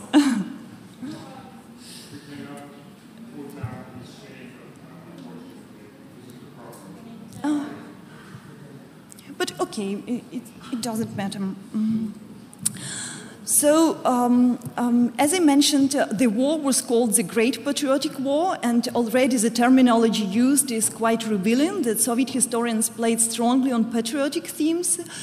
And it served two political purposes. First of all, to legitimize the Soviet regime, because the victory in the Second World War was presented as the kind of historical proof of the rightness of the Soviet regime. And it was also used for the creation of the so-called Soviet identity. The war was presented as a unifying experience that was supposed to reinforce the feeling of community among the Soviet people and to create this Soviet identity and not individual national identities. And actually you can see some Soviet propaganda posters calling Soviet civilians to join the ranks of partisans and Red Army. And actually, one poster is in Russian, but also in Azerbaijani, that says that the war was a common effort of all Soviet people who, regardless of their nationality and social background, were fighting together against the German fascist occupiers for the liberation of their motherland. And it's actually a quote that I translated and borrowed from the 6-volume encyclopedia, The Great Patriotic War of the Soviet Union, 1941-1945. So the subjects that attracted particular attention of Soviet historians, yeah, it seems to be much better, were first of all the Red Army operations, the partisan resistance movement, but also the atrocities committed by the Nazis against Soviet commissars, Soviet prisoners of war, and Soviet civilians without highlighting their nationality. The subjects that were completely avoided or ignored by Soviet historians for various ideological reasons were, first of all, the lack of popular support to partisan movement at the initial stage of the war, and now we know because of numerous German reports, but also partisan reports, that it was a real problem, the lack of popular support to the resistance movement. And in fact, these posters were calling Soviet people to join the war effort. Other issues that were never discussed were nationality questions in the republics of the Soviet Union, collaboration by some Soviet citizens with the German occupation authorities, and especially very sensitive and controversial issue of the local collaboration in the Holocaust. But also Soviet historians preferred not to talk about the Jewish nationality of many victims, but also resistance fighters. Actually, it was a kind of, even if they admitted that Jews were the main victims, they preferred not to discuss the Jewish nationality of resistance fighters.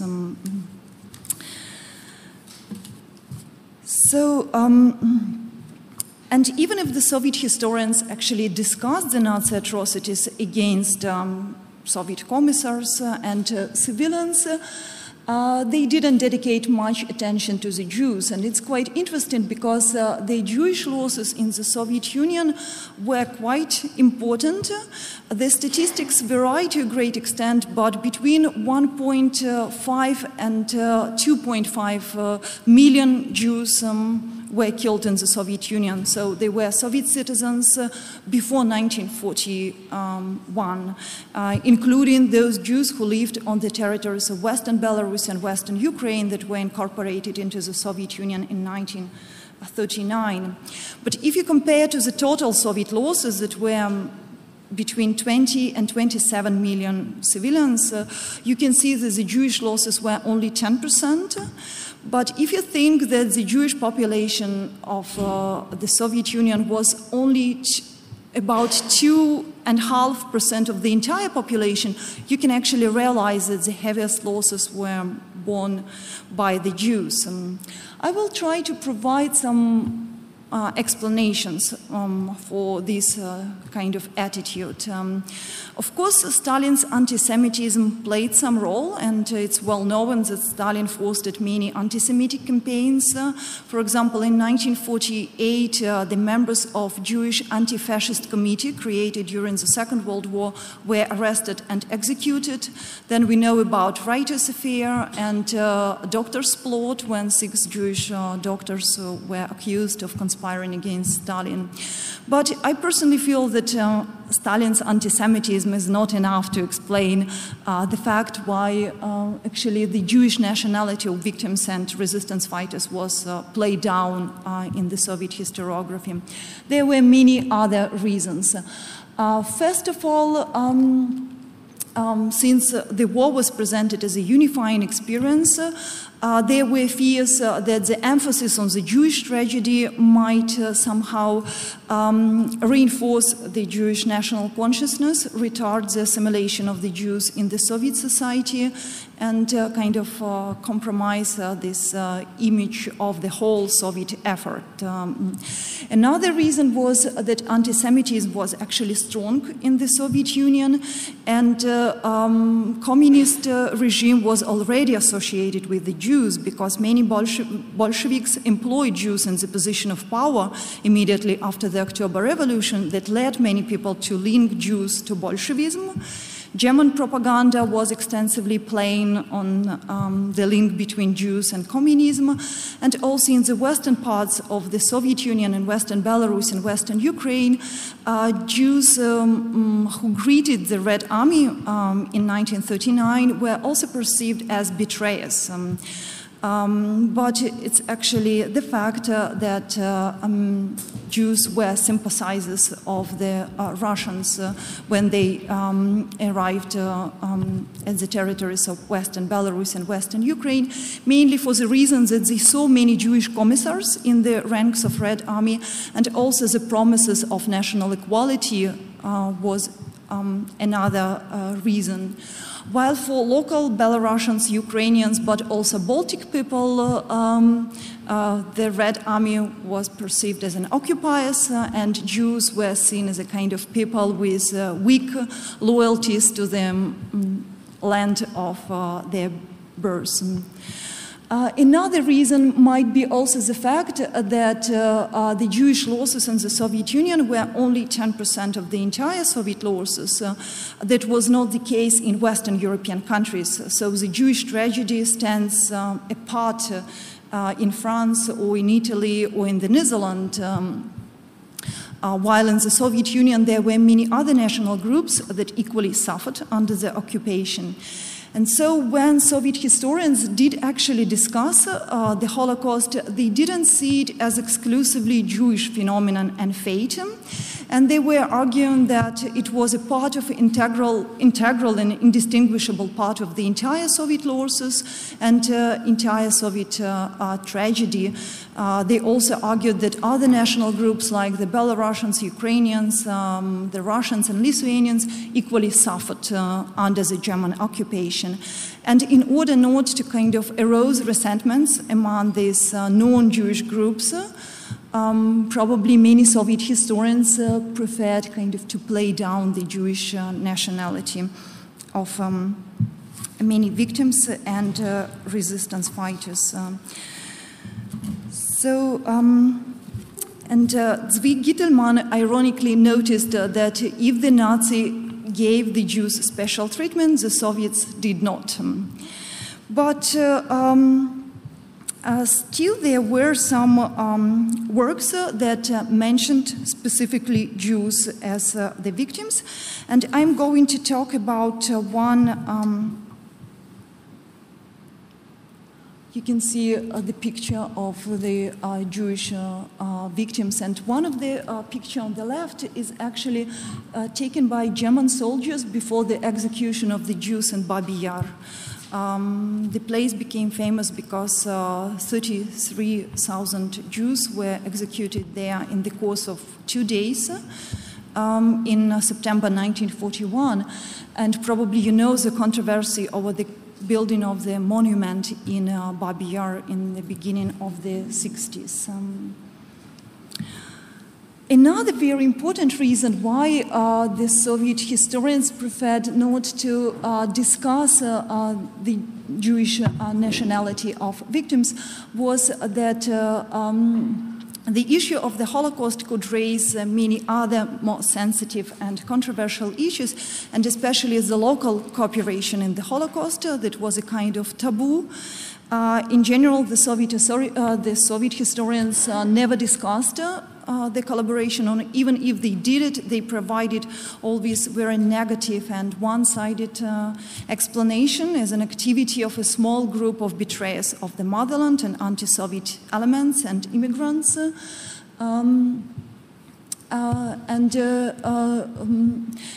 The issue of collaboration could actually undermine the legitimacy of the Soviet regime, because it could actually state that some national and social groups in the Soviet Union were quite unhappy with the Soviet authorities, and the local collaboration in the Holocaust could undermine the notion of friendship and solidarity among all people of the Soviet Union. So. But immediately after the war, there were still some efforts to document specifically the Jewish Holocaust. And two Soviet writers and journalists, Ilya Ehrenburg and Vasily Grossman, started the project that received the name The Black Book of Soviet Jewry, that was never published in the Soviet Union. Actually, it was published, but then banned, and all copies were destroyed. But they produced a lot of material about the Holocaust. They collected not only official documents, but also diaries, and made interviews with Holocaust survivors, but also many non-Jewish residents, wartime residents, about the destiny of the Jews.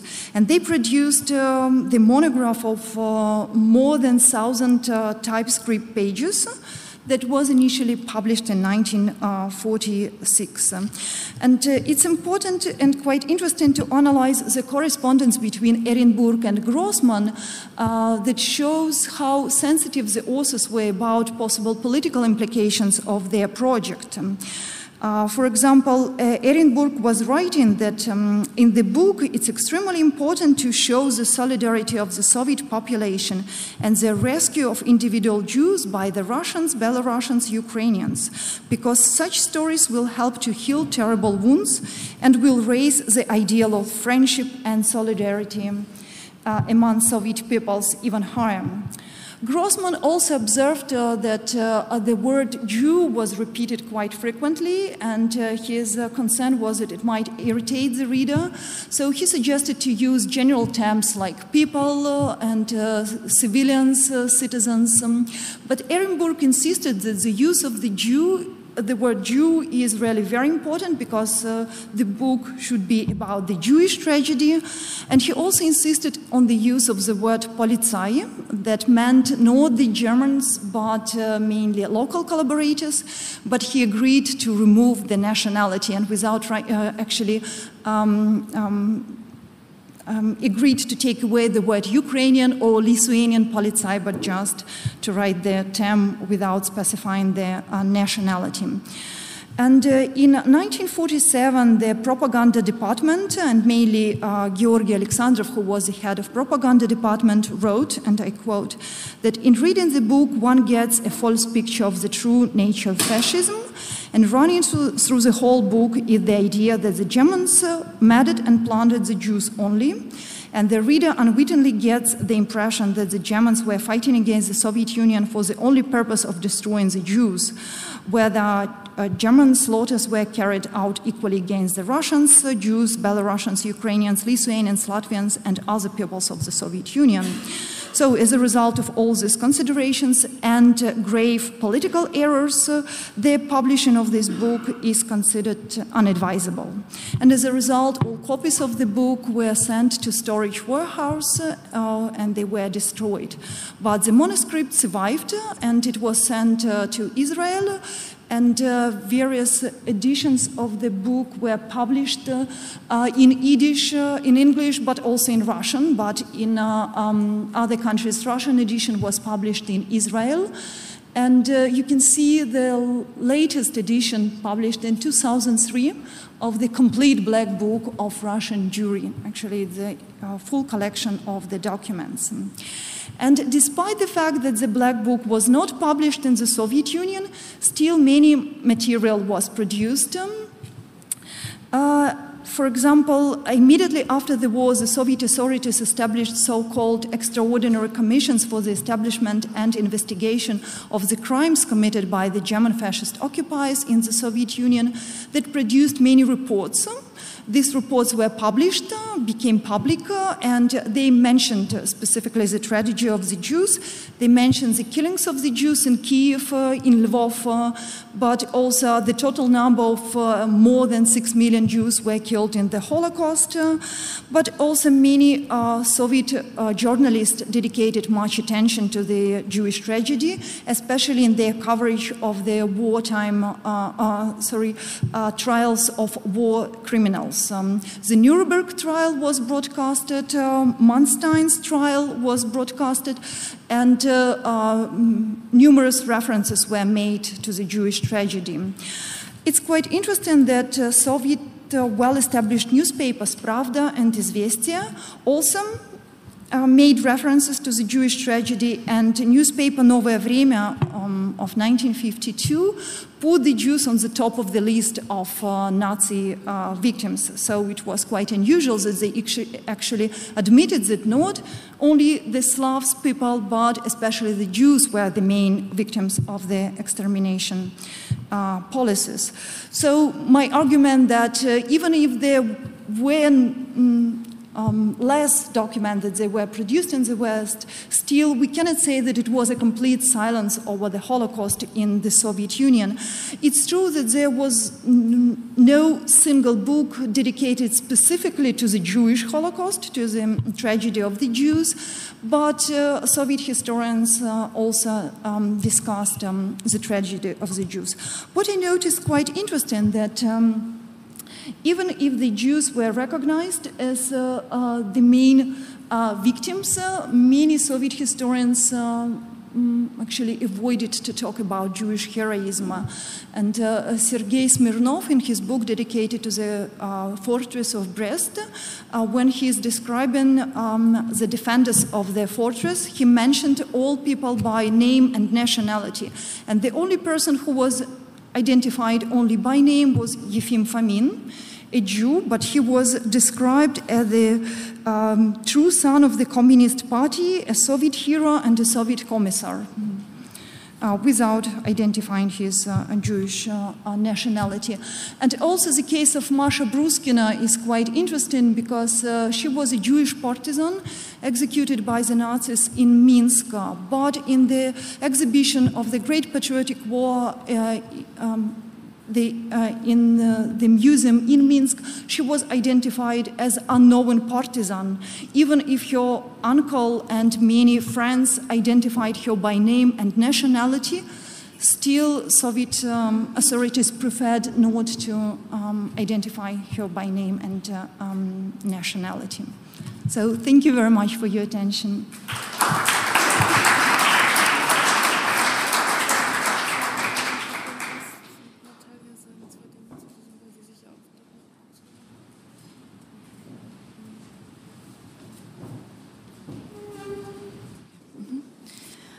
Okay, thank you very much. I think what this panel shows us, among others, of course, is that the documentation of the crimes and also the Holocaust research not only began in 1945, but quite earlier. We already discussed this.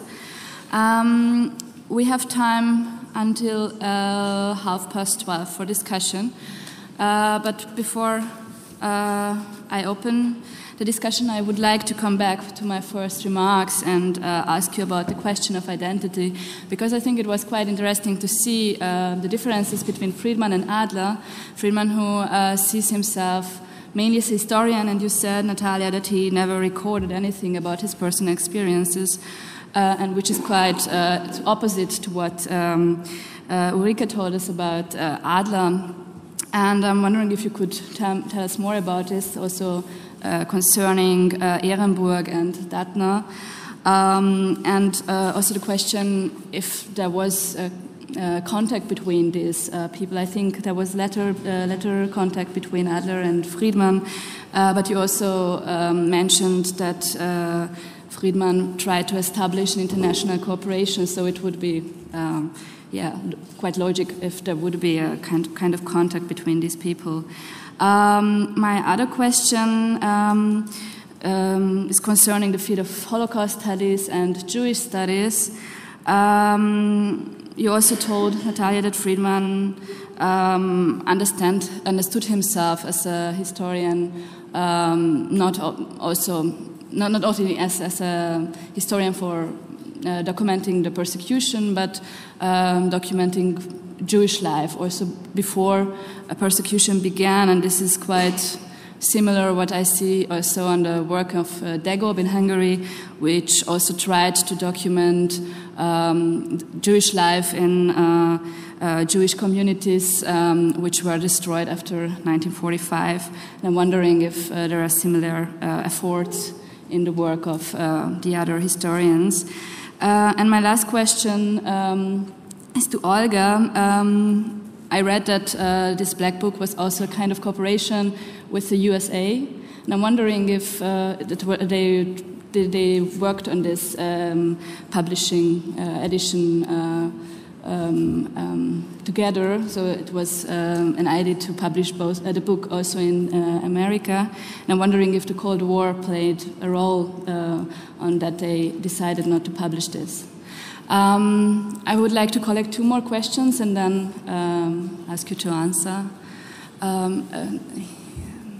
Herr Wiesen and then Mr. Pfeiffer. It's a question first for Olga, but really for all of you. I was wondering if there's any place in this discussion for the reaction of the Russian Orthodox Church. Of course, obviously, we have communism here, which means it's not easy to detect the sort of influence already of the churches. But is there sort of, at least you talked about native anti-Semitism, are we dealing in any way with the Russian Orthodox involved? And the same really goes for the rest of you, for the Roman Catholic Church in Poland. Obviously, we get into Jan Gross's discussions. We don't want to get fully into Catholic Jewish tensions in Poland, but I noticed the absence of both these institutions, both churches.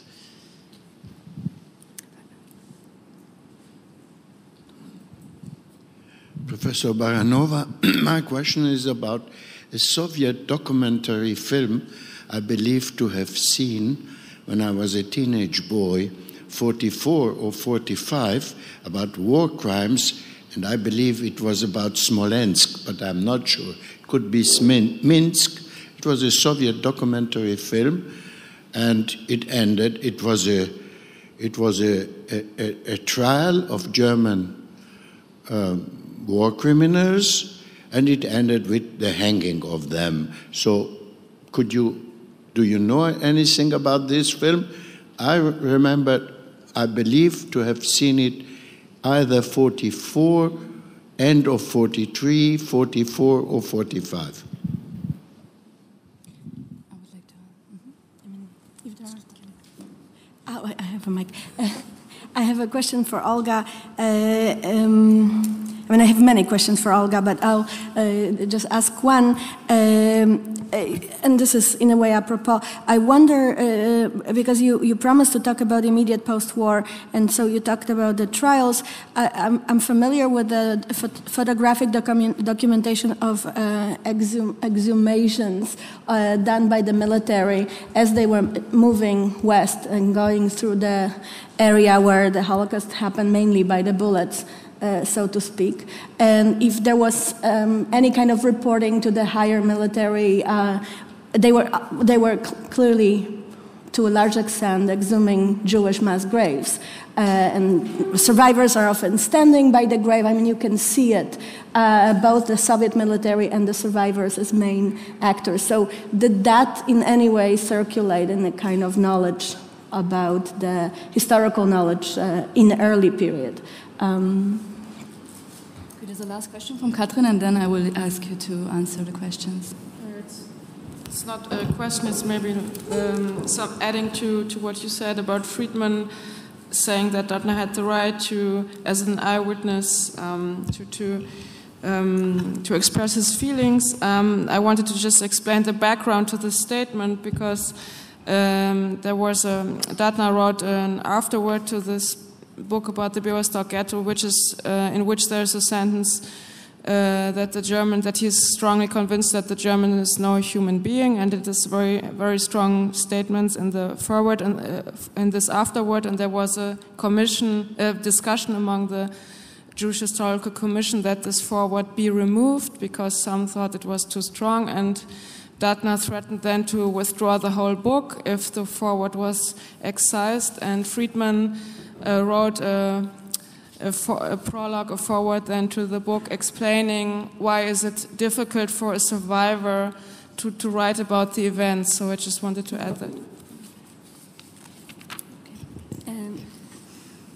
Well, thank you. I think that the Friedman's attitude to his own personal account is really where he is different from historians, chroniclers, as you put it, of the Holocaust. Because, for example, he has absolutely no problem with oral history, with oral accounts, with personal testimonies. He's collecting all this, but he's collected oral history accounts also before the war. When he was writing history of Jewish community in Łódź, he talked to old Jews who remembered 19th century events and incorporated into his source material. So in a way, this is also a continuity, but his own biography is not part of it.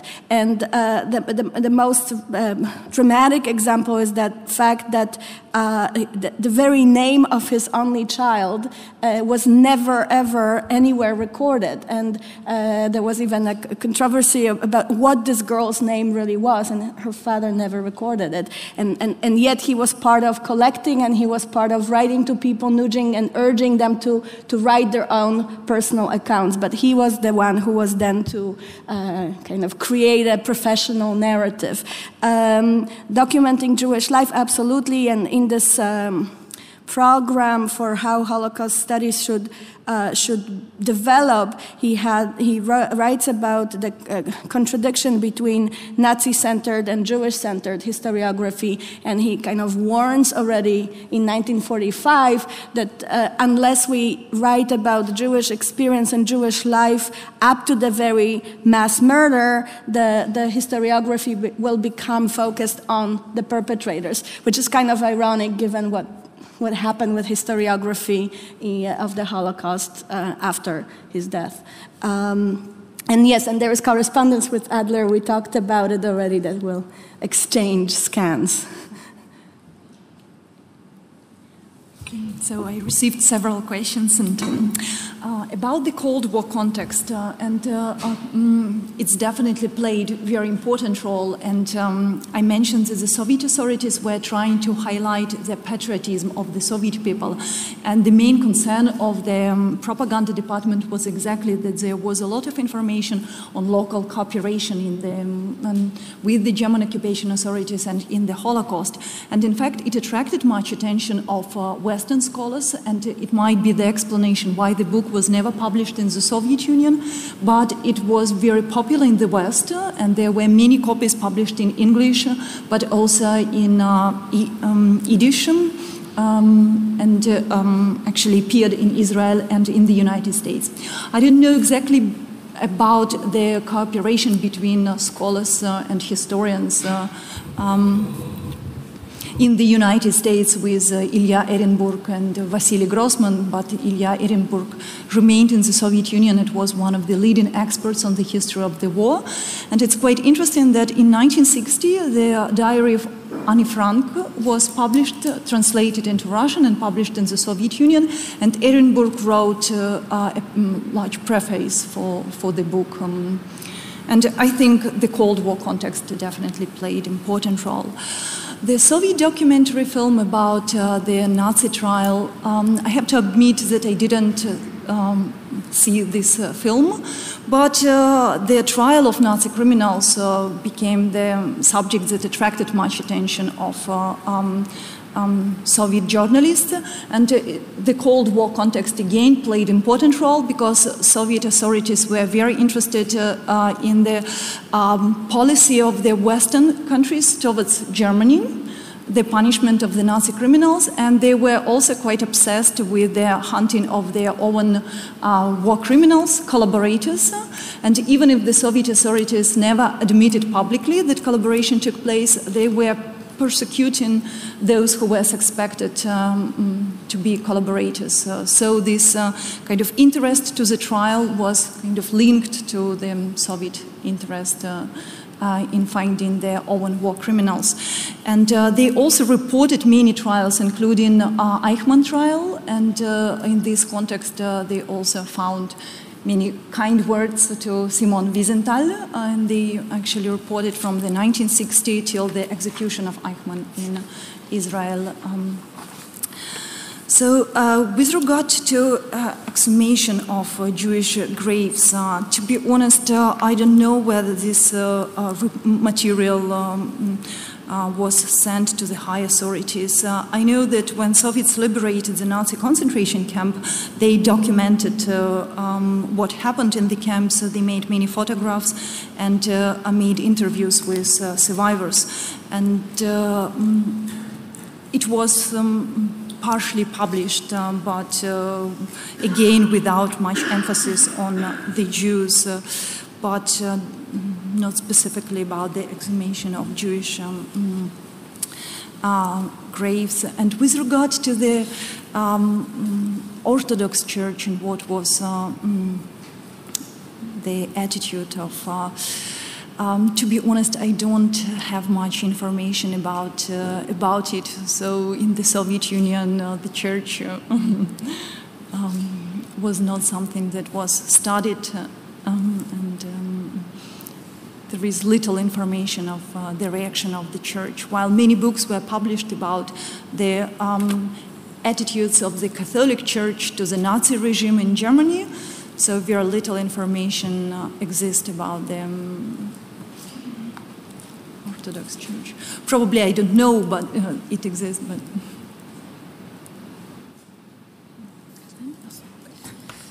ich möchte gerne an Ulrike eine Frage stellen zu Adler. Du sagtest ja, dass seine Romane, sein literarisches Schreiben nicht wahrgenommen worden sei. Wie sah das denn aus? Also hatte er in der Immigration dann in England Kontakt zu Überlebenden von Theresienstadt zum Beispiel? Also du sagtest, er war institutionell und intellektuell irgendwie nicht vernetzt, aber hatte er Kontakt zu Überlebenden, die eventuell seine Romane zur Kenntnis genommen haben, und wenn ja, also wie haben Sie darauf reagiert, dass er eben diese literarische Form wählt?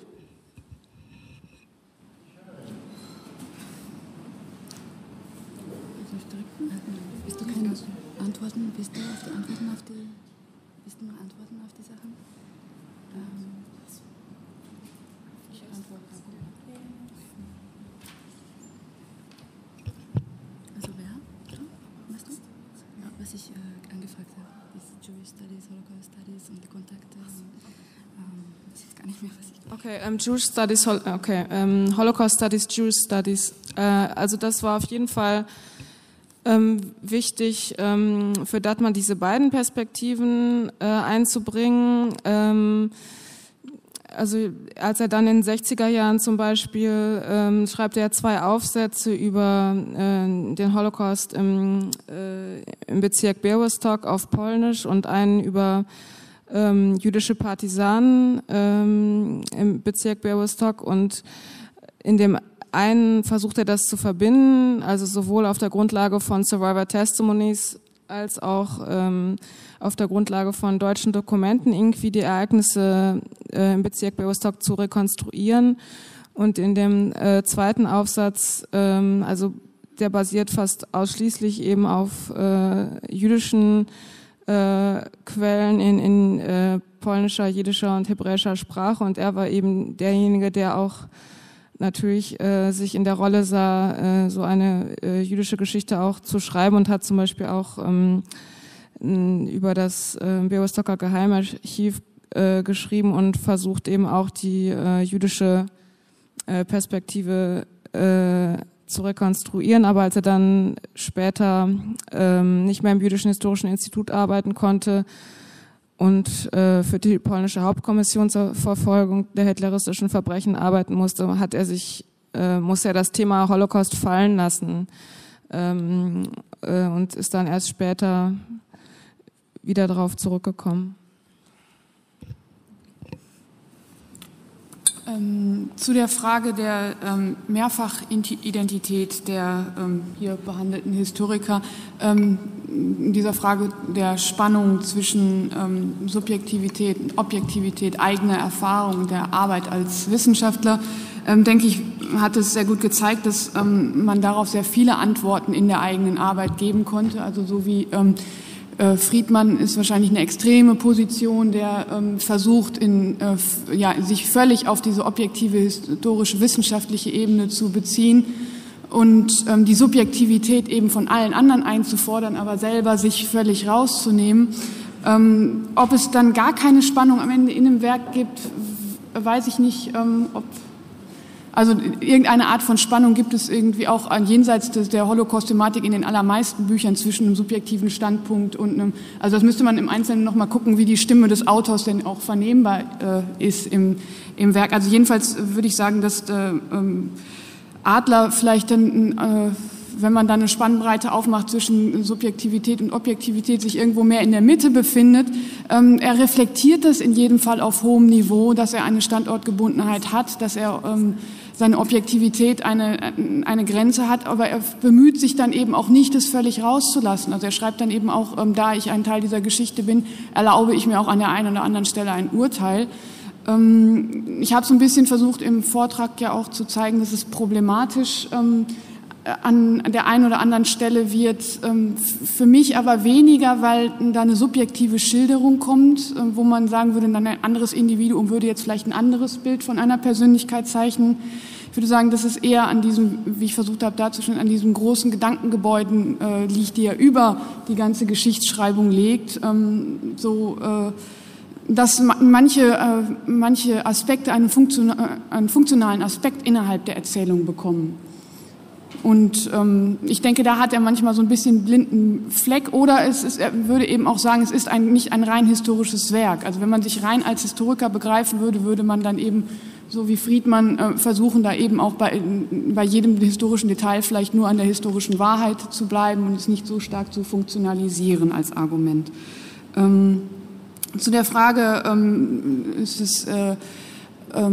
siedelt er seine eigene Forschung auch im Bereich einer jüdischen Geschichtsschreibung an, würde ich sagen, ja, das tut er. Also es gibt auch Schriften, in denen er ganz klar den Holocaust in die jüdische Geschichte einschreibt und versucht, es innerhalb der jüdischen Geschichte zu deuten. Es hat aber aufgrund dieses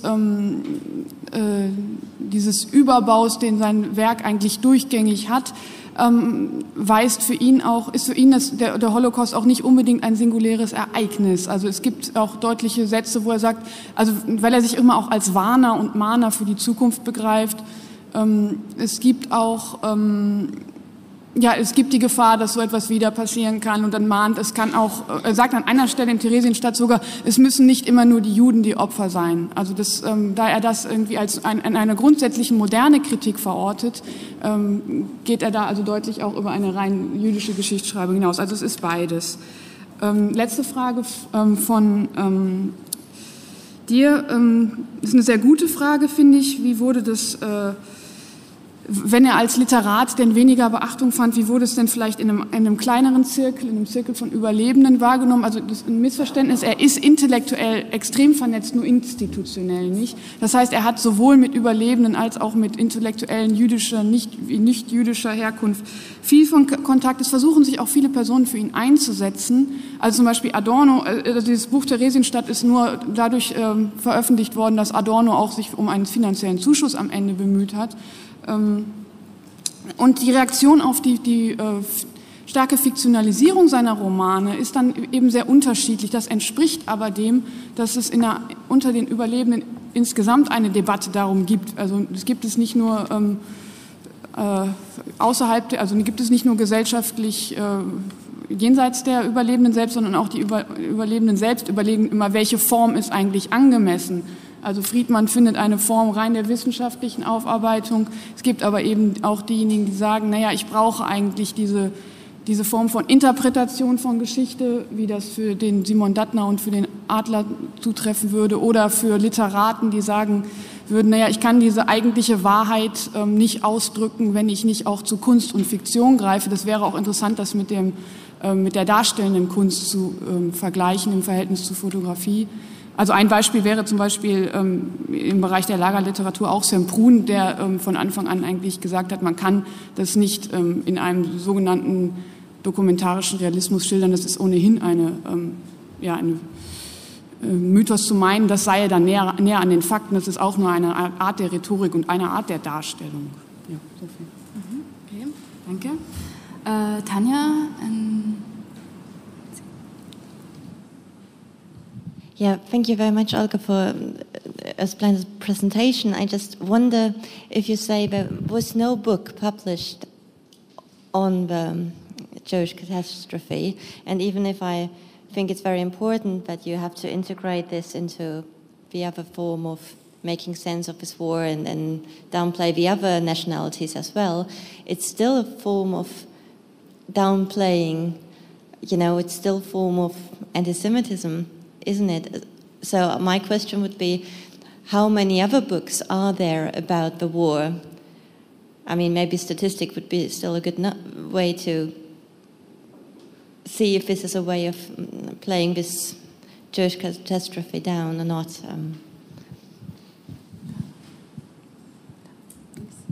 Hi. Thanks for the wonderful papers. I'd like to pick up on a few of the themes that have been running through the papers and the discussions in a comment and a question. One of the themes is continuities with interwar research practices and historiography. And another is this tension, or is it a tension? I'm not sure, between subjectivity and objectivity and different uses of the past.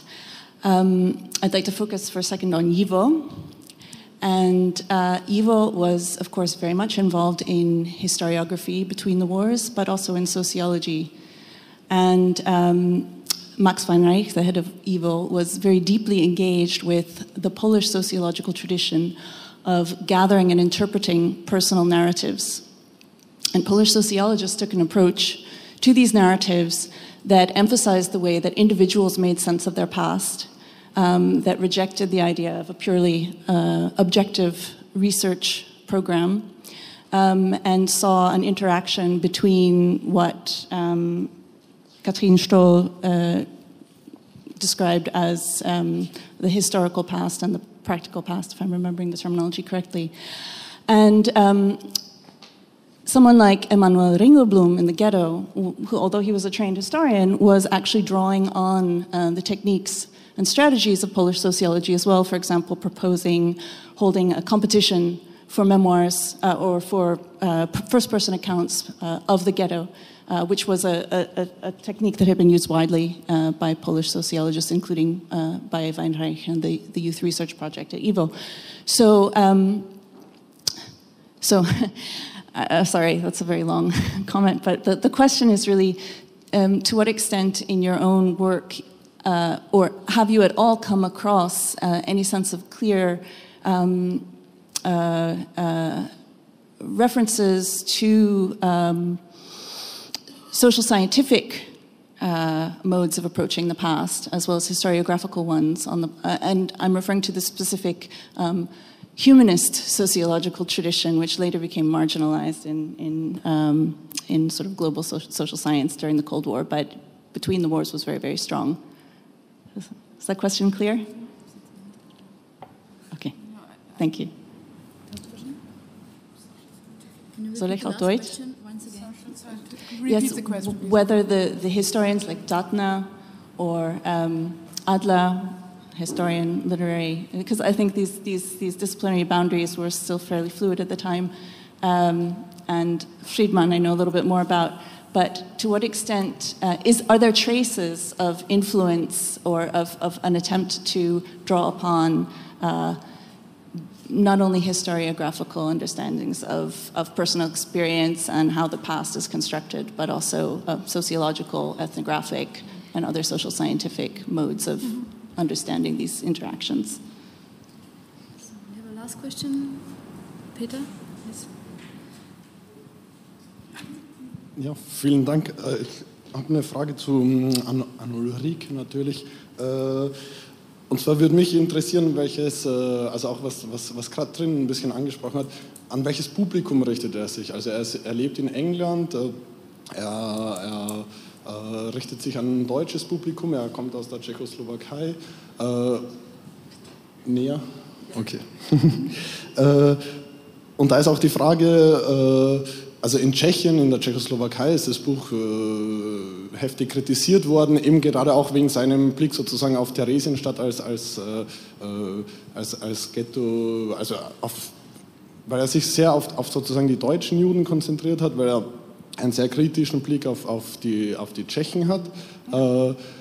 Und da ist zum Beispiel meine Frage auch, hat er das Buch von Stanley Kleder gelesen oder wirklich auch benutzt, weil das 2 Jahre davor in England auf Englisch erschienen ist und eben eine sehr sozusagen tschechische Perspektive auf Theresienstadt hat.